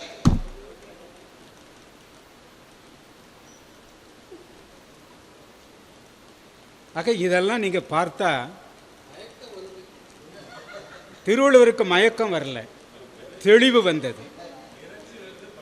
ஏன்னா அவருக்கு தெளிவு வந்தது. என்ன தெளிவு? ஒரு பக்கம் கடவுள் இல்லை என்கிறான், ஒரு பக்கம் கடவுள் உண்டு என்கிறான். அந்த கடவுள் உண்டு என்கின்றவனுடைய அத்தனையுமே கற்பிதங்களாக இருக்கின்றன. இவனுக்கே ஒன்றும் கண்டுபிடிக்கும், கடவுள் இல்லைன்னு சொல்லுகின்றவனு ஒன்றும் இல்லை, அவனும் ஒரு கற்பித உலகத்தில் இருக்கான். இந்த நிலையில்தான் திருவள்ளுவருக்கு உண்டான தெளிவு, மெய்யுணர்வு தெளிவு என்ன என்றால், கடவுள் என்பது ஒரு கற்பனை. அங்கே ஏன் போறீங்க? எங்களுக்கு வேண்டிய திருவள்ளுவர். திருவள்ளுவரை பொறுத்தவரை நான் சொன்ன இந்த வரலாறுகள் எல்லாம் நீங்கள் பார்த்தீர்களானால் கடவுள் என்பது ஒரு கற்பிதமே. இந்த தெளிவு எனக்கு கிடைக்கலிங்க, திருவள்ளுவருக்கு கிடைச்சது. ஆக இப்பொழுது உங்களுக்கு ஒரு பின்புலத்தை மட்டும் காட்டியிருக்கிறோம். திருவள்ளுவருடைய கடவுள் வாழ்த்து என்ற அந்த அதிகாரம் உருவானதற்கான பின்புலம். எதற்கெடுத்தாலும் இந்த மதவாதிகள் போரிடுவதும் கொல்லுவதுமான நிலையில் இருப்பதை இந்தியா முழுதும் காண்கிறார் திருவள்ளுவர். இப்ப என்ன ஆகிறது? இது ஒரு கற்பிதம். இந்த கற்பிதத்தின் அடிப்படையிலே இவர்கள் போரிட்டுக் கொள்கிறார்களே, என்ற ஒரு எண்ணம் ஏற்படுகிறது. இவங்க கடவுளை வைத்து போரிட்டு கொண்டு இருக்கிறார்கள். இல்லை என்று ஒரு பக்கம், உண்டு என்று ஒரு பக்கம், அதற்குள்ளே போராட்டங்கள், இப்படி போரிட்டு கொண்டிருக்கிறார்களே. நாம் ஒன்றை படைத்தால் என்ன நினைக்கிறார்? மாறுபாட்டு உணர்வு என்கின்ற இகலால் பிரிவினை உணர்வு உண்டாகிறது. பிரிவினை உணர்வு பகை உணர்வாகிறது. பகை உணர்வு போர் உணர்வாகிறது. இப்போ இதை மாற்றி பார்க்கிறார் திருவள்ளுவர். இணைப்பு கடவுள் தாம்மா, அதெல்லாம் உண்மை கடவுளரே அல்ல. ஏன்னா முருகன் பற்றிய ஒரு மாநாடு நடந்த பொழுது இப்படி எழுதப்பட்ட கட்டுரை தான் முதல் பரிசு பெற்றது. முருகன் ஒரு கற்பிதம் என்று சொல்லப்பட்ட கட்டுரை தான் முதல் பரிசு பெற்றது. அது எழுதியது தாமரை. இவர் என்ன நினைக்கிறார்? போரற்ற உலகம் வேணும். போரற்ற உலகம் வேணும்னா பகை இல்லாத நிலை உருவாகணும். பகை இல்லாத நிலை உருவாகணும்னாக்க பகுப்பில்லாத நிலை வேண்டும். மனிதனை பிரித்து பார்க்குற நிலையை முதல்ல ஒழிக்கணும். இதை ஒழிக்கணும்னு சொன்னால் மாறுபாட்டு உணர்வை அழிக்கணும், இகல் உணர்வை அழிக்கணும். அப்போ இவன் நினைக்கிறார்? முதல்ல இகல் உணர்வை அழிக்க நினைக்கிறார், இகல் என்ற அதிகாரம். அடுத்து பகை உணர்வு இல்லாத உலகம் படைக்கணும்னு நினைக்கிறார். 2 அதிகாரம் பகைக்கு படைக்கிறார் இல்லைங்களா, பகை மாட்சி. போர் இல்லாத உலகம் படைக்கணும்னு நினைக்கிறார். இந்த நிலைப்பாட்டில் இருந்து இவர் என்ன நினைக்கிறார்? போர் இல்லாத, பகை இல்லாத, பிரிவினை இல்லாத, மாறுபாடு இல்லாத ஒரு உலகம் படைக்கணும்னு சொன்னா நாம படைக்கிற அந்த படைப்பு என கடவுள் என்பதே மனிதனுடைய படைப்பு. அதான் தமிழனுடைய தத்துவம். அப்படியானால் நானும் அதே போன்று ஒரு கற்பிதத்தை படைக்கப் போகிறேன். அந்த கற்பிதத்தில் மாறுபாட்டு உணர்வு இருக்கக்கூடாது, பிரிவினை உணர்வு இருக்கக்கூடாது, பகை உணர்வு இருக்கக்கூடாது, போர் வெறி உணர்வு இருக்கக்கூடாது. இப்படிப்பட்ட நிலையில் எல்லாருக்கும் பொதுவான ஒரு படைப்பை நான் படைக்க வேண்டும். சமயவாதிகள் போல எதை வைத்து படைப்பது? வானத்தில் இருக்கின்றது கடவுள் என்று சொல்லுகிறார்களே, வானத்தில் கொண்டு வைப்பதா? வேண்டாம். விண்ணிலிருந்து நான் கடவுளை படைக்க விரும்பவில்லை, மண்ணிலிருந்து இறைமையை படைக்க விரும்புகிறேன். மண்ணிலிருந்து இறைமையை படைக்க விரும்புகிறேன். ஒரு முடிவுக்கு வரார். மண்ணிலிருந்துனா என்ன? மண்ணுக்கு என்ன தேவை? மனிதம் தேவை. மனிதர்களுக்கு மனிதம் தேவை. மனிதர்களுக்கு என்ன? மனிதம் மலர வேண்டுமானால் என்ன தேவை? விழுமியங்கள் தேவை. ஆக இந்த விழுமியங்களை எல்லாம் நான் முன்னிறுத்தி ஒரு படைப்பை படைக்க நினைக்கிறேன். அது எல்லாருக்கும் பொதுவாகும். கடவுள் மறுப்பாளர்களுக்கும் கடவுள் ஏற்பாளர்களுக்கும் அது பொதுவாக்க வேண்டும் என்று திட்டமிடுகிறார். திட்டமிட்டவர் என்ன நினைக்கிறார்? எதை வைத்து நான் இந்த படைப்பை படைப்பது? எதை வைத்து படைப்பது? இந்த மண்ணில் போரற்ற நிலை, பகையற்ற நிலை, பிரிவற்ற நிலை, மாறுபாடற்ற நிலை உருவாக வேண்டுமானால் மண்ணில் மனிதம் மலர வேண்டும். மனிதம் மலர வேண்டுமானால் எண்ணம், சொல், செயல் சார்ந்த விழுமியங்கள் மேலோங்க வேண்டும். அந்த விழுமியங்களையெல்லாம் ஒன்றாக்கி நான் ஒருவனை படைக்கப் போகிறேன். அவன்தான் இறைவன். இப்ப திருவள்ளுவர் படைத்தது கடவுளை அல்ல, இறைவனை. கடவுள்னு சொல்லிட்டா அவங்க மேல் உலகத்தில் இருப்பாங்க. இறைவன் சொல்லிட்டா அவன் கீழ் உலகத்தில் இருப்பான். கீழ் உலகம் நரகத்துக்கு போயிடாதீங்க, இந்த மண் உலகத்தில் இருப்பான். அப்ப நான் படைக்கின்ற கடவுள் ஆத்திகர்களும் நாத்திகர்களும் ஏற்றுக்கொள்ளுகின்ற பொதுவான கடவுளாக எந்த நிலையிலும் போர் பற்றிய, பகை பற்றிய, பிரிவினை பற்றிய, மாறுபாடு பற்றிய சிந்தனைகள் இல்லாத நிலையில் ஒரு படைப்பை நான் படைக்கிறேன். அது மனிதத்தை மலர வைப்பதற்கான, மனிதத்தின் விழுமியங்களை எல்லாம் ஒன்றாக உள்ளடக்கிய ஒரு கடவுள். அந்த கடவுளுக்கு அவர் கண்ட பெயர் இறைவன்.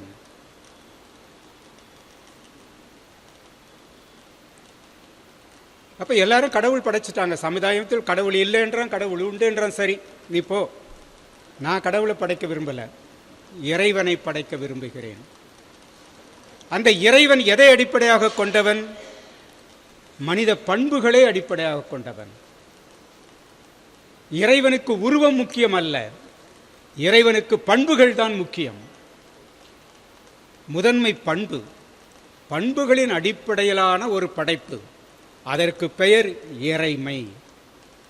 அங்கு இறைமைக்கு முதன்மை கிடையாது, இறைமை பண்புகளுக்குத்தான் முதன்மை. அப்படி என்ற ஒரு முடிவு எடுத்துக்கொள்கிறார் திருவள்ளுவர். என்ன, ஒரு அமைதியான உலகம் நிறுவப்பட வேண்டுமானால் கடவுள் பற்றிய சிந்தனையும் மாற்றி அமைக்கப்பட வேண்டும், மாற்று நிலைக்கு வர வேண்டும். அப்படி பார்க்கிறார். எப்பவுமே திருவள்ளுவர்கிட்ட ஒரு நல்ல பழக்கம் உண்டு. அப்போ மற்றதெல்லாம் கெட்ட பழக்கம்னு இல்லை, ஒரு நல்ல இருக்கின்ற பழக்கங்களே, இப்போ நல்ல பழக்கங்களே ஒரு பழக்கம் என்னன்னா, பொதுவாகவே எல்லாரிடம் இருக்கின்ற, மக்களிடையே இருக்கிற நம்பிக்கை ஒன்று பொதுவாக இருக்குனாக்கா அதை அப்படியே தனதாக்கி கொள்வார்.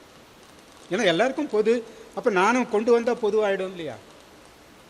அப்படி சமயங்கள் தோறும் கடவுளுக்குரிய பண்புகளாக எல்லா சமயங்களும் 8 பண்புகளைத்தான் சொன்ன, 8 பண்புகளைத்தான் சொல்லின.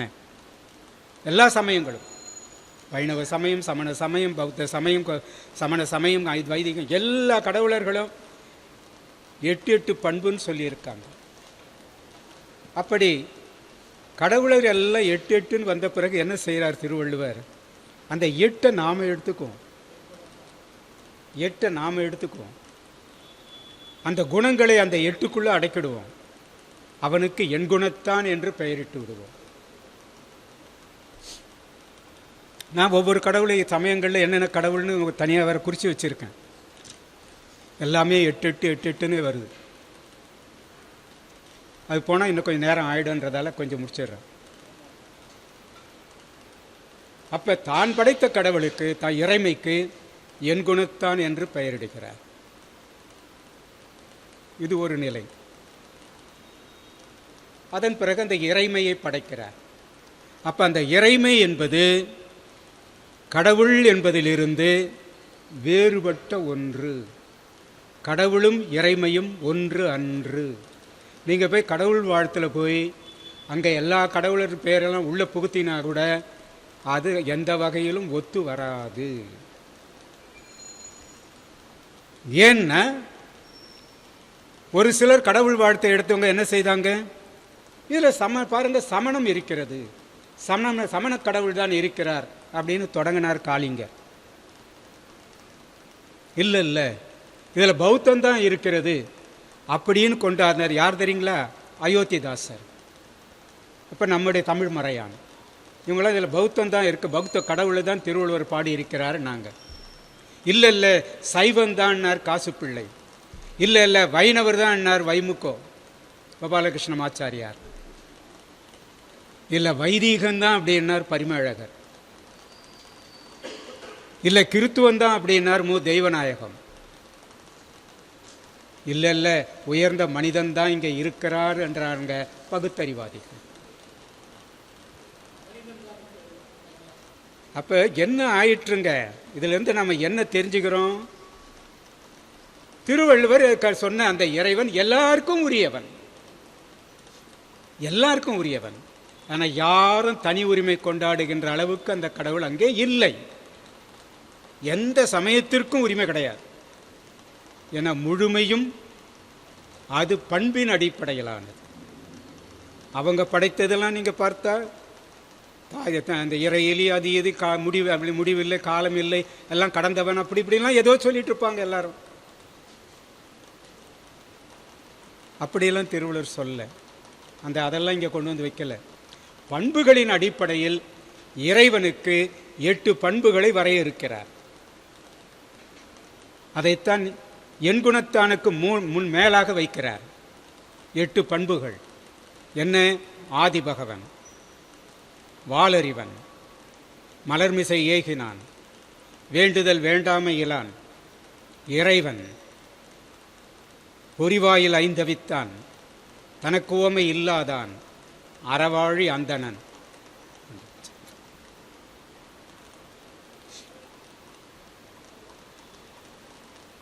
யார் இந்த ஆதி பகவன்? அதான் கேள்வி.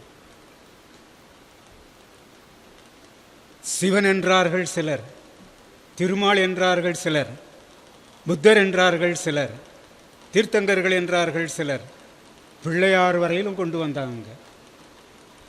இந்த ஆதி பகவனை பிள்ளையார் வரையிலும் கொண்டு வந்தாங்க. எல்லாம் கொண்டு வந்துட்டு பிறகு பார்த்தா எதுவுமே அதுக்கு பொருந்தலை. அதில் அந்த சொல் பயன்படுத்தப்படுகிறது. அதாவது சமயவாதிகள் ஒருவருக்கு ஒருவர் போரிட்டுக் கொள்கிறார்கள். அந்த கருத்துக்கள் எல்லாமே இப்போ உலகாயுதனா என்னன்னு எங்கே யாருக்கும் தெரியாது, புத்தகத்தெல்லாம் அழிச்சிட்டாங்க. எப்படி நம்முடைய ஆடிப்பெருக்கு 18 தமிழனுடைய நூலையெல்லாம் போட்டு அழிச்சானுங்க பாருங்கள். அதுக்குன்னு தான் ஆடிப்பெருக்கு 18 கொண்டு வந்தானுங்க. அது தமிழன் மகிழ்ச்சியோடு கொண்டாடினான். ஏன்னா அவ்வளோ அறிவாளி தமிழன். பின்னால் முன்ன அறிவாளியாக இருந்தான். எப்போ உள்ள ஆரியம் புகுந்ததோ இப்போ அவன் அறிவு கட்டு முழுதும் அழிஞ்சு போனான். அதனால தான் ஆடிப்பெருக்கு 18 கொண்டாடினான். ஆடிப்பெருக்கு 18 அட பாவி, உன்னுடைய நூலெல்லாம் அழிஞ்சது அங்கே தாண்டான்னு தெரியல அவனுக்கு.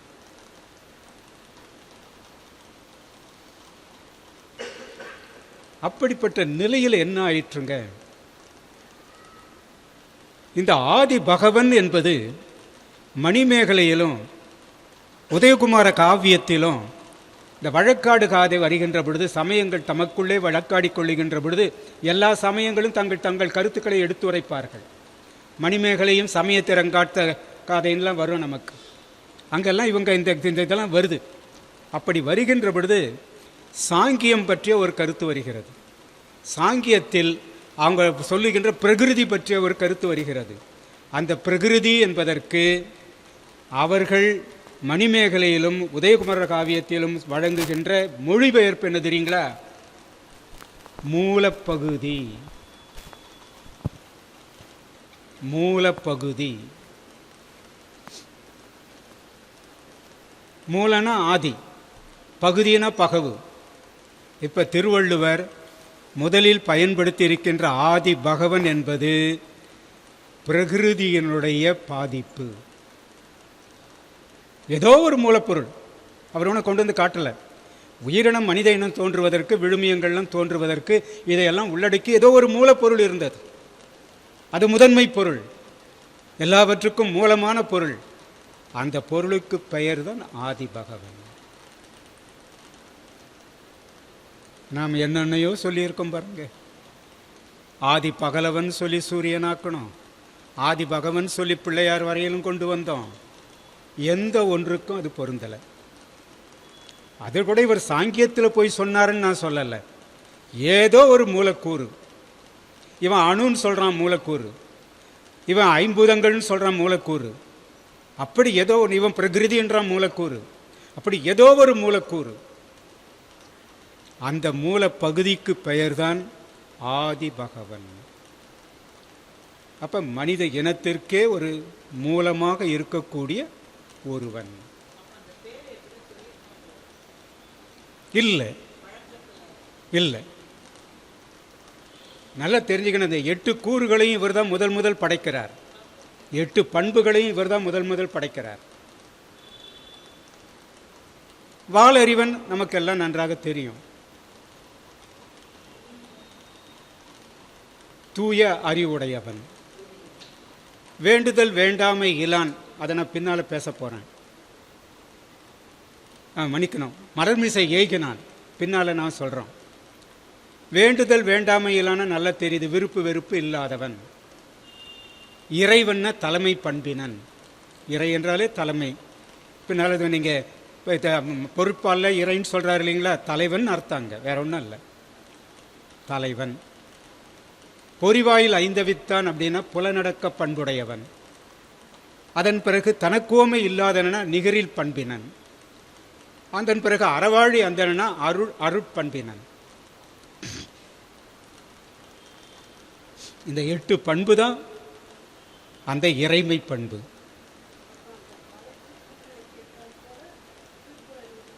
இவ புதுசா படைக்கிறார். என்ன, எல்லாருக்கும் பொதுவாகணும்னு நினைக்கிறார். உலக அமைதி காக்கணும், உலக ஒருமைப்பாடு தழைக்கணும், மனிதர்கள் ஒன்றுபட்டு வாழணும்.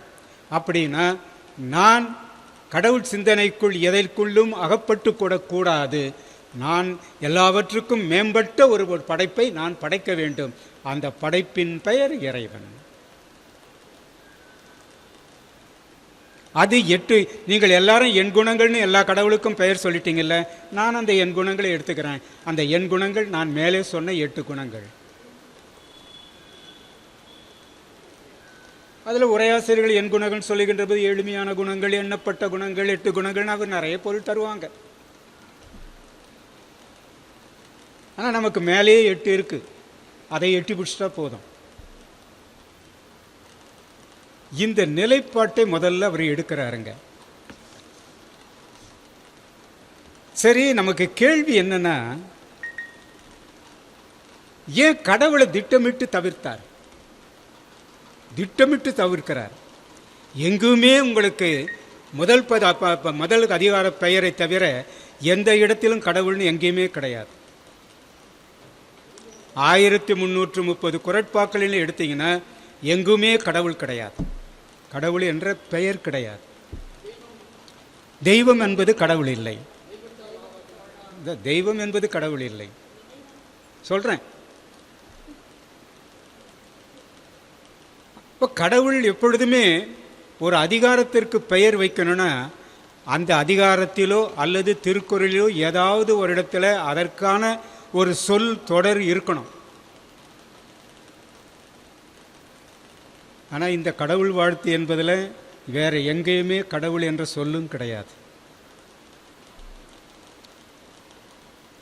அதுக்கு எதுக்கு கடவுள் வாழ்த்துன்னு பெயர் வைத்தாங்க? இந்த பால் பகுப்பு இருக்கு பாருங்க. என்ன பால்? அறத்துப்பால், பொருட்பால், காமத்துப்பால். இன்பத்துப்பால்னு தயவுசெய்து சொல்லிடாதீங்க, மிகப்பெரிய தவறு. காமத்துப்பால், 3ஆம் பால், காமத்துப்பால். இந்த 3 பகுப்பை செய்தவர் திருவள்ளுவர். ஆனால் இயல் பகுப்புன்னு இருக்கு பாருங்க, அதை அவர் செய்யலை. ஏன்னா ஒவ்வொரு உரையாசிரியருக்கும் இயல் பகுப்பு மாறிக்கிட்டே இருக்கு. இயல் பகுப்பு அவர் செய்யலை. பாயிரவியல், இல்லறவியல், துறவரவியல் இதெல்லாம் அவர் பெயர் வைக்கல. அதிகார பெயர்கள் இருக்கு பாருங்க, அவர் வைத்தாரா என்ற கேள்வி இருக்கு. என்ன, மக்கட்பேர் என்ற ஒரு அதிகாரம் இப்ப இருக்கு, 10 குறட்பாக்கள். அதற்கு 19ஆம் நூற்றாண்டில் என்ன செய்தார்கள் தெரியுங்களா? முதல்ல மணக்குடவர் சரியா போட்டார், மக்கட்பேருனே போட்டார். நடுவில் வந்தவர்கள் இந்த வடமொழியாளர்கள்லாம் இருந்தாங்க பாருங்க, அவங்களாம் என்ன செய்தார்கள்? அதை மாற்றி புதல்வரை பெறுதல்னு போட்டாங்க. புதல்வரை பெறுதல்னு போட்டாங்க. புதல்வரே இல்லையே, எதுக்கு புதல்வர் வந்தார்? புதல்வர் என்ற சொல்லே எங்கேயும் கிடையாது. எப்படி போட்டாங்க? மக்கள் பேர், மக்கள் என்ற சொல் தான் இருக்கு. குழந்தைகளை குறிப்பதற்கு மக்கள் என்ற சொல் தான் இருக்கு. அதனால தான் அவர் மணக்குடவர் மக்கட்பேருனே போட்டார். முதல் முறையாக பதிப்பிக்கின்ற பொழுது மணக்குடவருடைய உரையை இவங்க புதல்வரை பெறுதல்னு போட்டு விட்டாங்க. அப்புறம் பிரச்சனை, சிக்கல் வந்தது. ஆராய்ச்சியாளர்கள் ஆராய்ந்தாங்க, இது புதல்வரை பெறுதல் அல்ல, மக்கட்பேரு தான் அப்படின்னு மக்கட்பேர் என்ற அதிகாரத்துக்கு பெயரிட்டாங்க. சில பெயர்கள் அப்படித்தான் அமைந்து மாறி வந்திருக்கு. உடைமைகள் சிலதில் இருக்கும், உடைமைகள் இல்லாத சிலதில் இருக்கும். சிலர் எதிர்பரமான அதிகார பெயர்களை எதிர்பரமாக கொடுத்துருப்பாங்க. இப்படியெல்லாம் இருக்கும். இந்த கடவுள் வாழ்த்துன்ற பெயர் இருக்கு பாருங்க, அதான் கேள்விக்குரியதாக இருந்தது.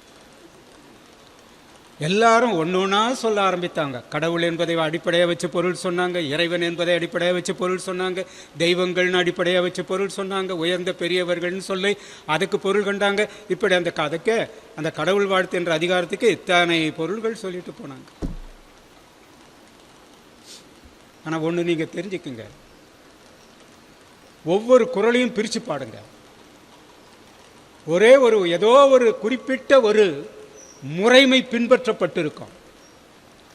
என்ன முறைமை? உடனே ஒரு குறள் எடுத்துங்க. வேண்டுதல் வேண்டாமை இலானடி சேர்ந்தார்க்கு யாண்டும் இடும்பையில் எடுத்துக்கோங்க. வேண்டுதல் வேண்டாமை இலான், அது இறைமை பண்பு. அடி சேர்ந்தார் மனித முயற்சி. யாண்டும் இடும்பையில் அது பயன். அப்போ இறைமை பண்பு, மனித முயற்சி பண்பு, அது பயன். சில இடங்களில் மனித முயற்சி இல்லைன்னு வரும், அதுக்கான பயன் இல்லைன்னு வரும். அறவாழி அந்தணன் தாழ் சேர்ந்தார் கல்லால் பிறவாழி நீந்தல் அரிது. அறவாழி அந்தணன் என்ன? இறைமை பண்பு. தாழ் சேர்தல் மனித முயற்சி. அல்லால் இல்லைன்னு வந்துடுது, பயன் இல்லைன்னு அர்த்தம். அடுத்து என்ன சொல்றாரு? மனக்கவலை மாற்றல் அரிது. நீ இப்போ சேர்ந்தால், அடி சேர்ந்தால் மனக்கவலையை மாற்ற முடியும், அடி சேரவில்லை என்றால் மனக்கவலையை மாற்ற முடியாது. நீங்கள் எல்லா குறளையும் பிரித்து பாருங்கள். முதல் குறளை விட்டுட்டு இதே பேட்டர்னில் தாங்க இருக்கும். மலர்மிசை ஏகினான் மானடி சேர்ந்தார் நிலமிசை நீடு வாழ்வார். மலர்மிசை ஏகினான் இறைமை பண்பு, மானடி சேர்ந்தார் மனித முயற்சி, நிலமிசை நீடு வாழ்வார் அதனுடைய பயன். அப்போ ஒவ்வொரு பாடலினுடைய அமைப்பும் எப்படி இருக்கணும்னா, இறைமை பண்பு, அதற்கான மனித முயற்சி அல்லது மனித முயற்சி இன்மை, அதற்கடுத்து அதன் பயன் அல்லது பயன் இன்மை. இந்த முறையில் தாங்க அமைந்திருக்கு. எங்கேயாவது ஒரு வாழ்த்துன்னு ஒரு சொல் இருக்கா பாருங்க. அந்த 10 குறட்பாக்களிலும் எங்கேயும் வாழ்த்து கிடையாது. அப்புறம் எங்கே கடவுள் வாழ்த்து வந்தது? திருக்குறளில் கடவுளே கிடையாது. எங்கள் அதிகாரத்துக்கு ஏன் கடவுள் வந்தது? அதை ஏன் கடவுள் வாழ்த்துன்னு போட்டாங்க? யாரோ நினைச்சாங்க, அந்த அதிகாரத்தின் பெயரை கடவுள் மாற்று, கடவுள் சார்புடையவர்கள் அந்த பெயர் தந்துட்டாங்க, அவ்வளோதான். அப்போ என்னதான் உண்மையான அதிகார பெயர் அப்படின்னு பார்க்கணும். என்ன வருது? இறைமை பண்பு, மனித முயற்சி. மனித முயற்சி என்பது அடி சேர்தல் தாழ்த்தொழுதல், இப்படி தான் வருது. இந்த அடி சேர்தல் தாழ்த்தொழுதல்னா பின்பற்றுதல் என்பது பொருள். பின்பற்றுதல், தொழுதல் என்றால் மனத்தில் ஆழ நினைத்தல். தெய்வம் தொழாள் கொழுநன் தொழுதெழுவாள் பெய்யென பெய்யும் மழை. தெய்வத்தை மனத்தால் நினையாமல் கணவனை மனத்தால் நினைத்து தன் கடமைகளை ஆற்றுகின்ற ஒரு பெண் பெய்யென்றாலும் மழை பெய்யும்.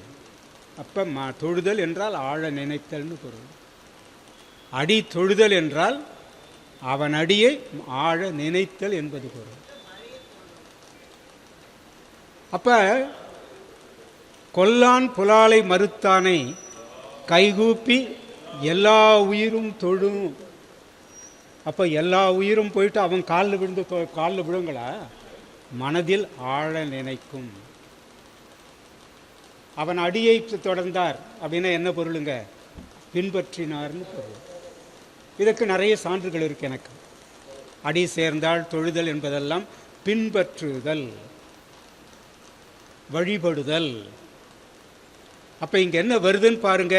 இறை பண்பு, அதன் வழிபடுதல், அடி தொழுதல் தாழ் தொழுதல் இதெல்லாம் பின்பற்றுதல், அதனால் பயன். இதுதான் இங்க வருது. அப்ப இறைமையின் வழிபடுதல்,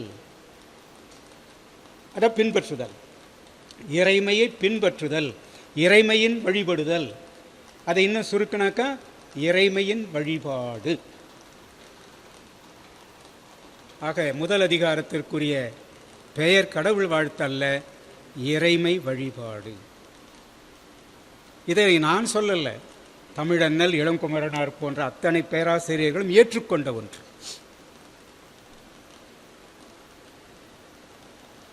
அப்போ முதல் அதிகாரம் கடவுள் வாழ்த்து என்பதல்ல. சரியாக அதுக்கு காரணமே அது எந்த வகையிலும் பொருந்தாந்தாங்க.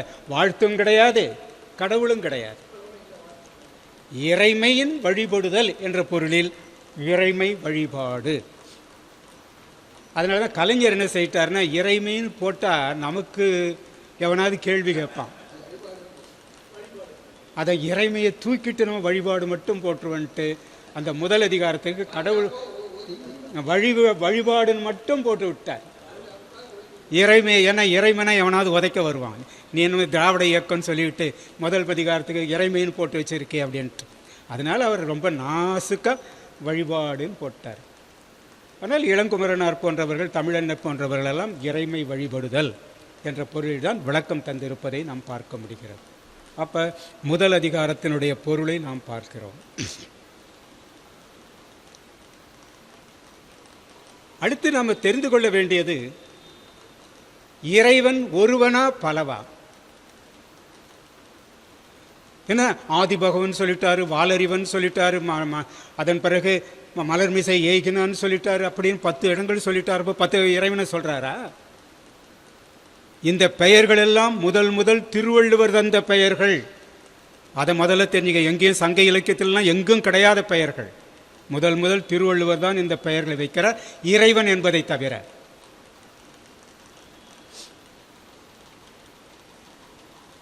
அதுலேயே இன்னொரு கேள்வி இருக்கு. 5வது பாடல்ல இறைவன் வரான், 10வது பாடல்ல இறைவன் வரானே, இது என்ன இரட்டை இறைவனா அப்படின்ற கேள்வி கேட்கக்கூடாது. முதல்ல 5வது பாடல்ல வர்ற இறைவன் என்பவன் 8 குணங்களுக்குள் ஒரு குணத்தை நிறுத்துபவன், தலைமை குணம். பிறவி பெருங்கடல் அதில் வர்ற இறைவன் 10வதுல வரான், என் குணத்தானுக்கு பிறகு வரான். அங்க வருகின்ற இறைவன் தலைமை பண்புகளையெல்லாம் உடையவன். இங்கே 5ல் வருகின்ற இறைவன் தலைமை பண்பு மட்டும் உடையவன். இங்கே வருகின்ற இறைவன் பண்புகளையெல்லாம், தலைமையான பண்புகளையெல்லாம் உடையவன், 10வது இறைவன். இதையும் நம்ம பிரித்து பார்த்துக்கணும். ஒருவனா இறைவன் பலவா? அடுத்த கேள்வி. திருவள்ளுவர் தெளிவாக சொல்லுகிறார், அகர முதல எழுத்தெல்லாம் ஆதி பகவன் முதற்றே உலகு. அகரம் எத்தனை இருக்க முடியும்? 1 தான் இருக்க முடியும். ஆதி பகவன் எத்தனை இருக்க முடியும்? 1 தான் இருக்க முடியும். 1.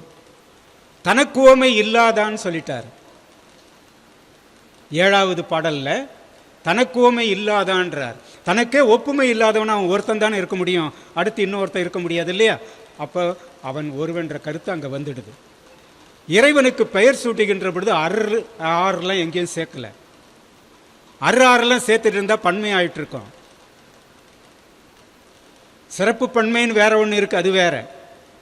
அவர் என்ன செய்கிறாருன்னா, இறைமைக்குரிய பண்புகளில் இறைவனுக்குரிய பெயர்களை சொல்லுகின்ற பொழுது ஆண் விகுதிகளை மட்டும்தான் சேர்க்கிறார்.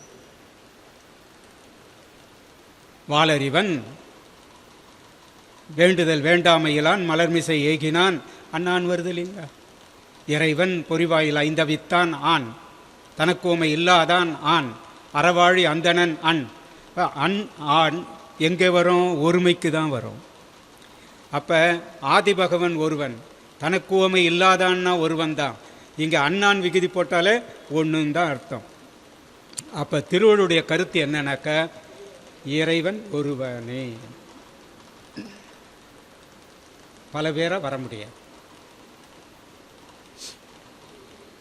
இப்போ அடுத்த கேள்வி நமக்கு என்ன வருதுனாக்கா, ஏன் இவர் கடவுளை தூக்கி எறிஞ்சிட்டார்?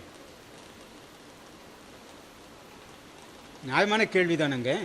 இப்போ கடவுளே இல்லைன்றீங்க, அப்போ கடவுள் உள்ளே இல்லையே, ஏன் கடவுளை தூக்கி எறிஞ்சார், புறக்கணித்தார்? ஏன் புறக்கணித்தார்? ஒரு கேள்வி எழுது. சமயவாதிகள்லாம் கடவுள்னு சொன்னாங்க, அதனால தான் இவர் தூக்கி எறிஞ்சார் அப்படின்னு சொல்கிறது என்பது அவ்வளவு உசிதமாக எனக்கு படலை. ஏன்னா சங்க இலக்கியங்களின் தொல்காப்பியத்தையும் பார்த்தீங்கன்னா, கடவுள் என்ற சொல் என்னென்ன பொருள்களில் பயன்படுத்தப்பட்டிருக்கிறதுன்னு பார்க்கணும். அங்கே பார்த்தீங்கன்னா, கடவுள் என்ற சொல்லால் அரசன் சுட்டப்பட்டிருக்கிறான். கடவுள் என்று சொல்லால் நடுகள் வீரர்கள் சுட்டப்பட்டிருக்கிறார், நடுகள் வழிபாடு. நடுகள் வீரர்கள் சுட்டப்பட்டிருக்கிறார்கள். கடவுள் என்ற பெயரால் துறவிகள் சுட்டப்பட்டிருக்கிறார்கள். கடவுள் என்ற பெயரால் சான்றோர்கள் சுட்டப்பட்டிருக்கிறார்கள். கடவுள் என்ற பெயரால் கற்புடைய பெண் சுட்டப்பட்டிருக்கிறாள். கடவுள் என்ற பெயரால் கற்புடைய ஆடவன் சுட்டப்பட்டிருக்கின்றான். கடவுள் என்ற பெயரால் அருந்ததி சுட்டப்பட்டிருக்கிறாள். கடவுள் என்ற பெயரால் முருகன் சேவன் சுட்டப்பட்டிருக்கின்றான். சிவன் சுட்டப்பட்டிருக்கின்றான். திருமால் சுட்டப்பட்டிருக்கின்றாள். துர்க்கை சுட்டப்பட்டிருக்கின்றாள். கடவுள் என்ற பெயரால் அருந்ததி சுட்டப்பட்டிருக்கிறாள். இதுக்கெல்லாம் கலித்தொகையில் வேற ஒரு மாதிரி இருக்குங்க. எங்கே போயிட்டு வந்தப்பா அந்த கடவுளை பார்த்துட்டு வந்தியா அப்படின்னு நாசுக்கா தோழி கேட்பா. அந்த கடவுள் யார் தெரியுங்களா? பரத்தை. அப்ப கடவுள் என்ற பெயரால் பரத்தையும் சுட்டப்பட்டிருக்கிறார் கலித்தொகையில். அப்ப என்ன ஆகுங்க? இவர் கடவுள் என்ற சொல்ல மட்டும் எங்கேயாவது பயன்படுத்தி இருந்தார். யாரை சுட்டினார்? அரசனை சுட்டினாரா? துறவிகளை சுட்டினாரா? நடுகள் வீரர்களை சுட்டினாரா? தேவர்களை சுட்டினாரா? கற்புடைய மனைவியை சுட்டினாரா? கற்புடைய ஆடவனை சுட்டினாரா? அருந்ததியை சுட்டினாரா? அல்ல அந்த பரத்தையே சுட்டினார். இப்படியெல்லாம் ஒரு குழப்பம் ஏற்படும் இல்லைங்களா? அதனால தாங்க அவர் நினைச்சார், இந்த கடவுள் என்றதையே நம்ம விட்டுடுவோம்னு நினைச்சு விட்டுட்டார். ஏன்னா அந்த சொல்லை பயன்படுத்தி இருந்தால் யாரை சுட்டுகிறார் என்ற குழப்பம் ஏற்படும். இரண்டாவது, இவருக்கு கடவுள் நம்பிக்கை கிடையாது. கடவுள் நம்பிக்கை கிடையாது. எல்லாரும் என்ன உதைக்க வருவாங்க. இதை மட்டும் நான் சொன்னேன்னா, ஏன்னா அவருக்கு இறை நம்பிக்கை உண்டு. அவர் நம்பியது இறைவனை, கடவுளை அல்ல. நல்லா புரிஞ்சுக்கணும். கடவுள் நம்பிக்கை அவருக்கு இருந்திருந்தால் எங்கேயாவது ஒரு இடத்துல ஒரு இழை காட்டியிருப்பார். காட்டல். இறை நம்பிக்கை உடையது. அந்த இறை என்பது அவர் படைத்த பண்பாளன். அதையும் நம்ம புரிஞ்சுக்கணும். ஆக ஒரே இது இறைவன். கடவுள் வேறு, இறைவன் வேறுன்னு இப்போ பிரித்து காட்டிட்டேன். அதுக்கடுத்து நீங்கள் பார்க்க வேண்டியது என்னன்னாக்கா,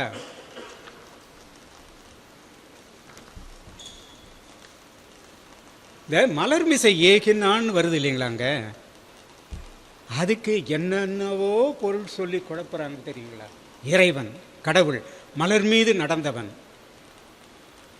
நெஞ்ச தாமரையில் வீற்றிருப்பவன், நெஞ்ச மலரில் வீற்றிருப்பவன், நெஞ்சத்தில் வீற்றிருப்பவன், இப்படியெல்லாம் ஒவ்வொருத்தரும் அடியவர்கள் மனத்தில் வீற்றிருப்பவன், எல்லாம் நிறைய பொருள்களை சொல்லிட்டு போகிறாங்க. நல்லா இருக்கு. நான் இல்லைன்னு சொல்லலை. அதை போய் கடவுள்னு சொல்லக்கூடாது. ஏன்னா இது இறைவன், கடவுள் அல்ல. ரெண்டாவது, மலர் மீது நடந்தான்னு சொல்கிறாங்க பாருங்க. அங்கே எனக்கு ஒரு கேள்வி இருக்கு. மலர் மீது நடந்தான்னா யார் யார்? சிவபெருமான் நடந்தார், முருகன் நடந்தார், பிள்ளையார் கூட நடந்தாருன்னு போடுறாங்க, புத்தர் நடந்தார், எல்லாரும் மலர் மீது நடந்தாங்கன்னு சொல்லி ஏதாவது ஒரு புராண கதையை கொண்டு வந்து வச்சுட்டு பாருங்க, எங்கள் கடவுள் தான் மலர் மீது நடந்தவன், அதைத்தான் திருவள்ளுவர் சொல்லுகிறாருன்னே சொல்லிட்டு போயிட்டாங்க. நம்ம மலர்மிசை ஏகினான் தான் இருக்கு. மலர்மிசை ஏகினான், உட்கார்ந்தவன் இல்லை. ஏகுதல்னா அதில் மேலே போயிட்டு இருக்கான்னு அர்த்தம். மலர் மென்மையானது, மலர் மென்மையானது. அந்த மலரின் மீது ஒருவன் போகிறான் என்றால் அந்த மலர் பாதிக்கப்படும். ஏதோ ஒரு வகையில் மலர் பாதிக்கப்படும். ஆனால் அதன் மேலே போகிறவன் அந்த மலரை விட மென்மையாக இருந்தால் மலர் பாதிக்கப்படாது. மலரை விட மென்மையாக இருந்தான்னா மலர் பாதிக்கப்படாது. ஆனால் விரைந்து ஏகினான் என்பதற்கு பரிமேழகர் அழகாக ஒரு பொருள் சொல்ல. ஐயா பரிமேழகருடைய இது கொண்டு பாமரருக்கும் பரிமேழகர்னு ஒரு நூல் எழுதியிருக்கார், பெருசாக 4. அதில் என்னன்னாக்கா, ஏகினான் என்பதற்கு விரைந்து செல்லுதல்னு எழுதுவார்.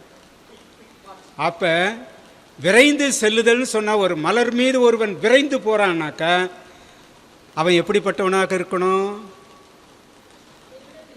அதை விட மிக மிக மிக மென்மையானவனாக இருக்கணும். அப்போ மலர்மிசை ஏகினான் சொல்லுகின்ற பொழுது மலர் மீது விரைந்து செல்லுகின்றவன் பரிமேழகர் அடிப்படையாக கொண்டால். இங்கே இந்த பொருள்களை எல்லாம் பார்த்தீங்கன்னா திருக்குறளில் அடித்தளம் என்ன தெரியுங்களா? மென்மை. வன்முறையற்ற ஒரு மென்முறை வாழ்வு தழைக்க வேண்டும் என்று நினைத்தவர் திருவள்ளுவர். அதனால தான் தான் படைத்த எந்த கடவுளுக்கும் கத்திய கையில் கொடுத்தல, ஈட்டிய கொடுக்கல, அம்பை கொடுக்கல, வேலு கொடுக்கல, கோடாரிய கொடுக்கல.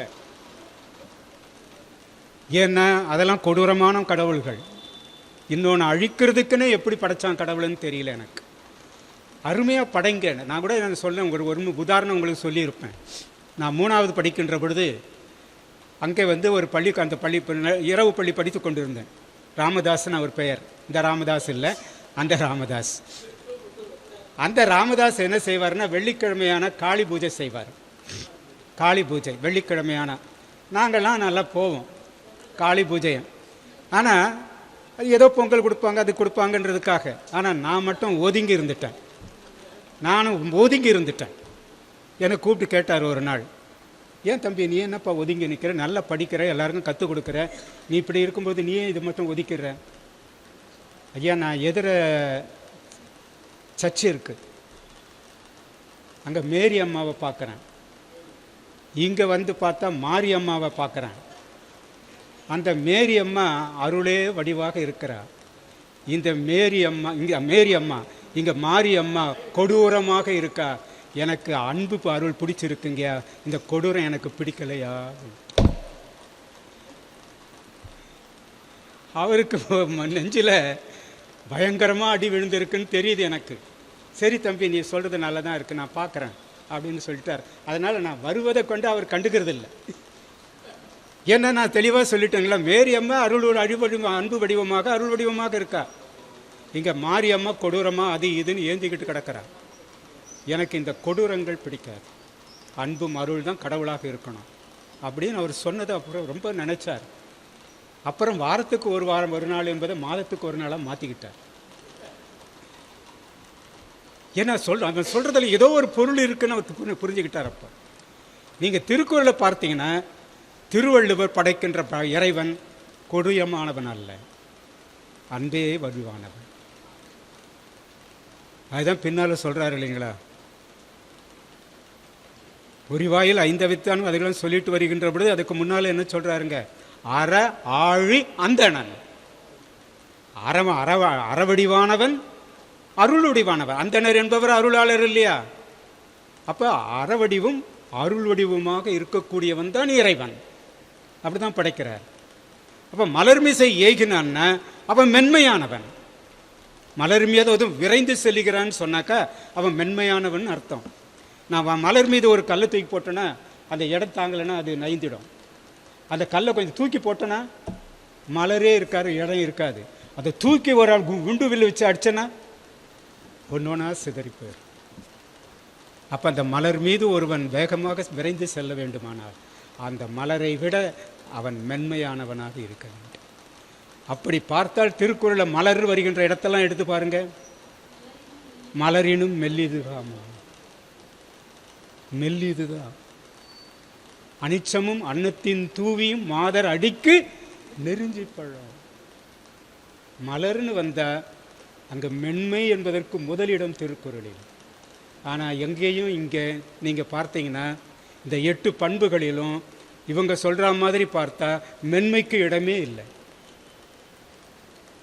ஆதிபகவன் முதன்மை பண்பு, வாலறிவன் அறிவு பண்பு, மலர்மிசை ஏகினான தனியாக வச்சிருங்க.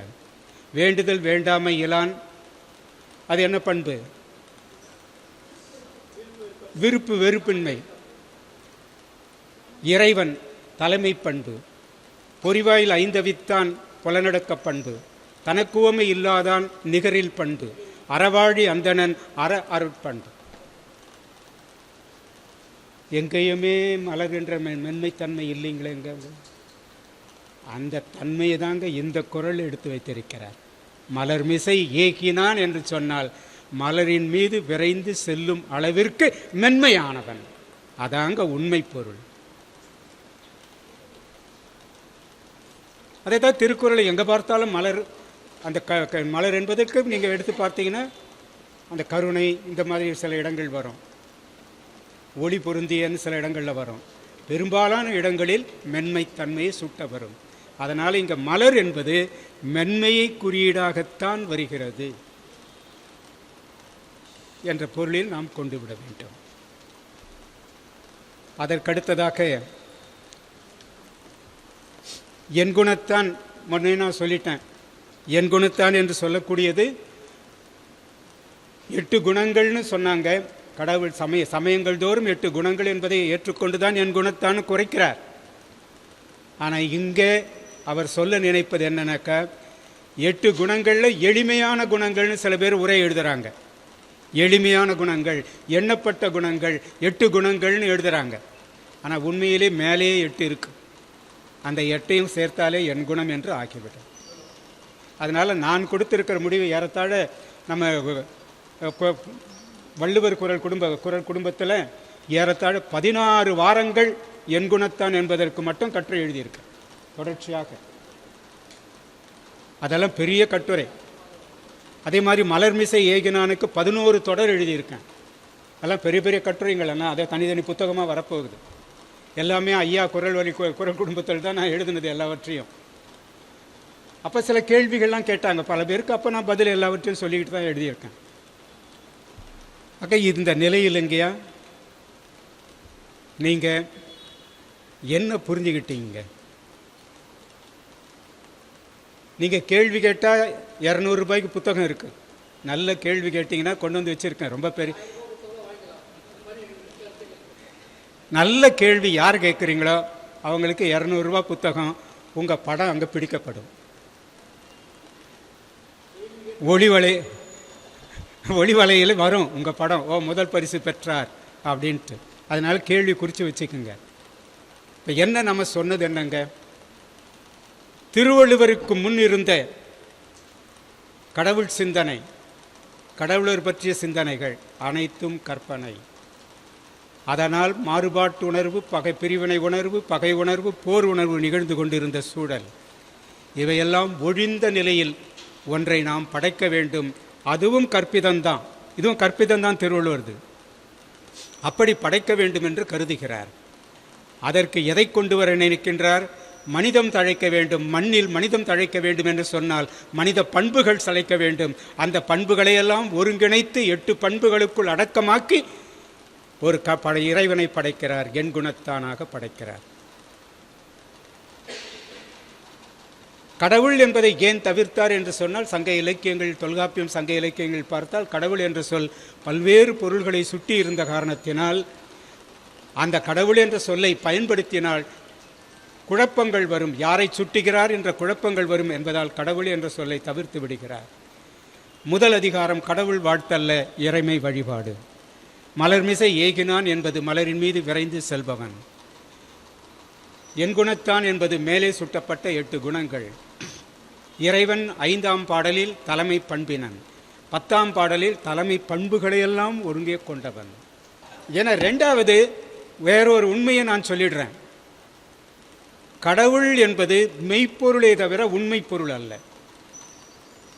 மெய்யுணர்வாளர்கள் தெளிந்து, அறிவின் அடிப்படையில் மெய்யுணர்வாளர்கள் தெரிந்து தெளிந்த பொருள்தான் கடவுள். அது மெய்ப்பொருள். மெய்ப்பொருளை காட்ட முடியாது, உண்மை பொருள் காட்ட முடியும். யாரும் யாராலும் எந்த நேரத்திலும் எந்த காலத்திலும் நிரூபிக்கப்படுவது உண்மை. ஆனால் மெய்ப்பொருள் வந்துட்டா உண்டு என்ற ஒரு பொருளும் இருக்கும், இல்லை என்ற ஒரு பொருளும் இருக்கும். எத்தனை நூறாண்டுகள் ஆனாலும் கடவுள் உண்டா இல்லையா? உண்டு என்பார் சிலர், இல்லை என்பார் சிலர். மேல் உலகம் உண்டா இல்லையா? உண்டு என்பார் சிலர், இல்லை என்பார் சிலர். நரகம் உண்டா இல்லையா? உண்டு என்பார் சிலர், இல்லை என்பார் சிலர். இதெல்லாம் உண்டு. ஆனால் ஒன்று மட்டும் நான் விட்டுட்டேன். தெய்வங்கள் என்பது வேறு, இறைவன் என்பது வேறு. தெய்வம் என்பதுங்க, நிறைய தெய்வங்களை திருவள்ளுவர் சொல்கிறார். தாமரை கண்ணாம், லட்சுமி, இவங்கெல்லாம் மூதேவி, இதெல்லாம் நிறைய சொல்கிறார். அதெல்லாம் தெய்வங்கள், இறைமை அல்ல. அதெல்லாம் தெய்வங்கள். தெய்வங்களில் 2 வகை உண்டு. புராண தெய்வங்கள்னு ஒன்று இருக்குது. அதான் இந்த மலர்மிசை ஏகினான், இவன் தாமரை கண்ணான், புராண தெய்வங்கள். இன்னொரு தெய்வம் இருக்குது. அவங்க தெய்வநிலை மாந்தர்கள், தெய்வமாக ஆகின்ற மாந்தர்கள். மனிதனும் தெய்வமாகலாம் என்பதுதான் திருக்குறள். அதற்காக எழுதப்பட்டதுதான் திருக்குறள். அதற்காக 13 குறட்பாக்களை கொண்டு வந்து வைக்கிறார் திருவள்ளுவர். மனிதனும் தெய்வமாகலாம். தெய்வநிலை புராண மாந்தர்கள் நிறைய சொல்றார். அமரர் சொல்றார், இமையார் சொல்றார், தெய்வம் தேவர் புத்தெளிர் வானத்தவர் வானோர் வானோரை தெய்வம் பொதுவாக சொல்லிடுறார். சிறப்பு நிலையில் அணங்கு அடியளந்தான் இந்திரன் காமன் கூற்று செய்யாள் செய்யவள் செய்யவள் தவ்வை தாமரை கண்ணன் தாமரையினான் திருமுகடி, இப்படி எல்லா தெய்வங்களையும் சொல்றார். இதெல்லாம் புராண தெய்வங்கள். மனித தெய்வங்கள் என்று வருகின்ற பொழுது தெய்வ நிலை மாந்தர்கள். நான் கொஞ்சம் வேகமாக சொல்லிடுறேன். தெய்வத்துள் வைக்கப்படுகின்றவர்கள் முதல் நிலை. வையத்துள் வாழ்வாங்கு வாழ்பவன் வானுரையும் தெய்வத்துள் வைக்கப்படும். முறை செய்து காப்பாற்றும் மன்னவன் மக்களுக்கு இறை என்று வைக்கப்படும். தெய்வத்திற்கு ஒப்பானவர்கள். ஐயப்படாத அகத்தது உணர்வானை தெய்வத்தோடு ஒப்பக்கொழல், ஒப்பாக்க வந்துடுவாங்க. செவி உணவின் கேள்வி உடையார் அவி உணவில் ஆன்றாரோடு ஒப்பர் நிலத்து. இப்போ இவங்கள்லாம் ஒப்பர்களாக மனிதர்கள் தெய்வத்துக்கு ஒப்பானவர்களாக மாறுகிறார்கள்.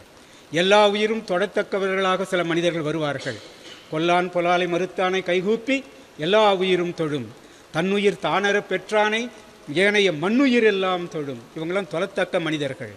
தேவர் உலக வாய்ப்பு யாருக்கு கிடைக்கும்? நேராக இவங்களே தேவர் உலகத்துக்கு போகலாம். அடக்கம் அமரருள் உய்க்கும், அருளில்லார்க்கு அவ்வுலகம் இல்லை. இதெல்லாம் இவங்களாம் நேரடியாக தெய்வத்துக்கு போயிடலாம். அங்கே லைசன்ஸ் எல்லாம் தெய்வத்துக்கிட்ட வாங்க வேண்டிய அவசியம் இல்லை, நேராக உள்ளே போயிடலாம். தேவர் உலகில் போனால் மதிக்கப்படுகின்றவர்கள் யாருன்னு ஒரு பட்டியல் தரார். செல்விருந்தோம்பி வருவிருந்து பார்த்திருப்பான் நல்விருந்து வானத்தவர்க்கு. நிலவரை நீழ்ப்புகள் ஆற்றின் புலவரை போற்றாது புத்தேள் உலகு. பெற்றான் பெரின் பெறுவர் பெண்டீர் பெருஞ்சிறப்பு புத்தேளீர் வாழும் உலகு. இவங்களாம் தேவர் உலகத்தில் மதிக்கத்தக்கவர்கள். தேவர் உலகத்துக்கு மேலான உலகத்துக்கு போகக்கூடிய ஒருத்தன் இருக்கான். யார் தெரியுங்களா? யான் எனது என்னும் சிறு கருப்பான் வானோர்க்கு உயர்ந்த உலகம் புகும். எல்லாம் கற்பிதங்கள். ஆனால் இவர்களெல்லாம் மனித தெய்வங்கள். 13 பாடல்களிலே மனித தெய்வங்களை பற்றி சொல்லுகிறார்.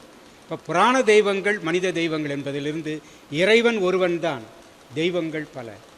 இறைவனுக்கு கோயில் கிடையாது, இதெல்லாம் கிடையாது. ஆனால் மனித தெய்வம், இந்த தெய்வங்களுக்கு கோயில் இதெல்லாம் உண்டு, வழிபாடு உண்டு, இதெல்லாம் உண்டுன்னு திருவள்ளுவரே சொல்கிறார். ஆக இந்த வேறுபாடுகள்லாம் இருப்பதால் இறைவன் வேறு, கடவுள் வேறு, தெய்வங்கள் வேறு. இதாங்க முடிவு. ஆக இந்த முடிவை பெறுவதற்குத்தான் இந்த பொழிவு. ஆனால் நீங்கள் இந்த முடிவை நீங்கள் மற்றவங்கள போய் பார்த்தீங்கன்னா சொல்ல மாட்டாங்க. மாறுபட்ட கருத்துக்கள் வரும், ஒவ்வொன்றும் சொல்லிட்டு இருப்பாங்க. ஆனால் நான் பார்த்தது 1975 முதலாக தொல்காப்பியரும் திருவள்ளுவர் கண்ட கடவுள் என்ற முதல் கட்டுரையை சென்னை பல்கலைக்கழகத்தில் நான் வழங்குகிறேன். அதில் இருந்து தொடர்ந்து எத்தனை ஆண்டு காலங்க, ஏறத்தாழ அங்கே ஒரு 27 ஆண்டு காலம், 73 அங்கேருந்து ஒரு 27 ஆண்டுகள், இங்கே ஒரு 26 ஆண்டுகள், 53 ஆண்டுகள் கடவுளை பற்றி, திருவள்ளுவர் சொல்லுகின்ற கடவுளை பற்றி கட்டுரைகள் எழுதி கொண்டே இருக்கிறேன், புத்தகங்கள் படைத்து கொண்டே இருக்கிறேன். இந்த கடவுள் வாழ்த்து என்ற அதிகாரத்திற்கு மட்டும் திருவள்ளுவர் படைத்த இறைமையினு 560 பக்கத்திற்கு 576 பக்கத்திற்கு உரை எழுதியிருக்கு. கடவுள் என்ற முதல் அதிகாரத்திற்கு மட்டும். இதுக்கப்புறம் இறைமை, திருவள்ளுவர் கண்ட இறைமைன்னு ஒரு புத்தகம் எழுதியிருக்கேன். திருவள்ளுவர் படைத்த இறைவனும் தெய்வங்களும் அப்படின்னு ஒரு புத்தகம் எழுதியிருக்கேன். 3 புத்தகம் எழுதியிருக்கேன். ஏறத்தாழ இது தொடர்பாக மட்டும் 150க்கும் மேற்பட்ட சொற்பொழிவுகள், ஆய்வுரைகள் ஆற்றியிருக்கிறேன். அந்த விளைவுதான் நான் தருவேன். சரிங்களா? அது நான் அந்த பல காலம் ஆராய்ந்ததனுடைய முடிவு உங்களிடம் தந்திருக்கிறேன். வேறுபடலாம், வேறுபாட்டுகளை இருந்தால் அதுக்கு தான் யூடியூப்பில் கொண்டு வரேன். யார் வேண்டுமானாலும் கேள்வி கேட்கலாம். கேட்டால் அதற்குரிய பதில் என்னிடமிருந்து கிடைக்கும். நன்றி.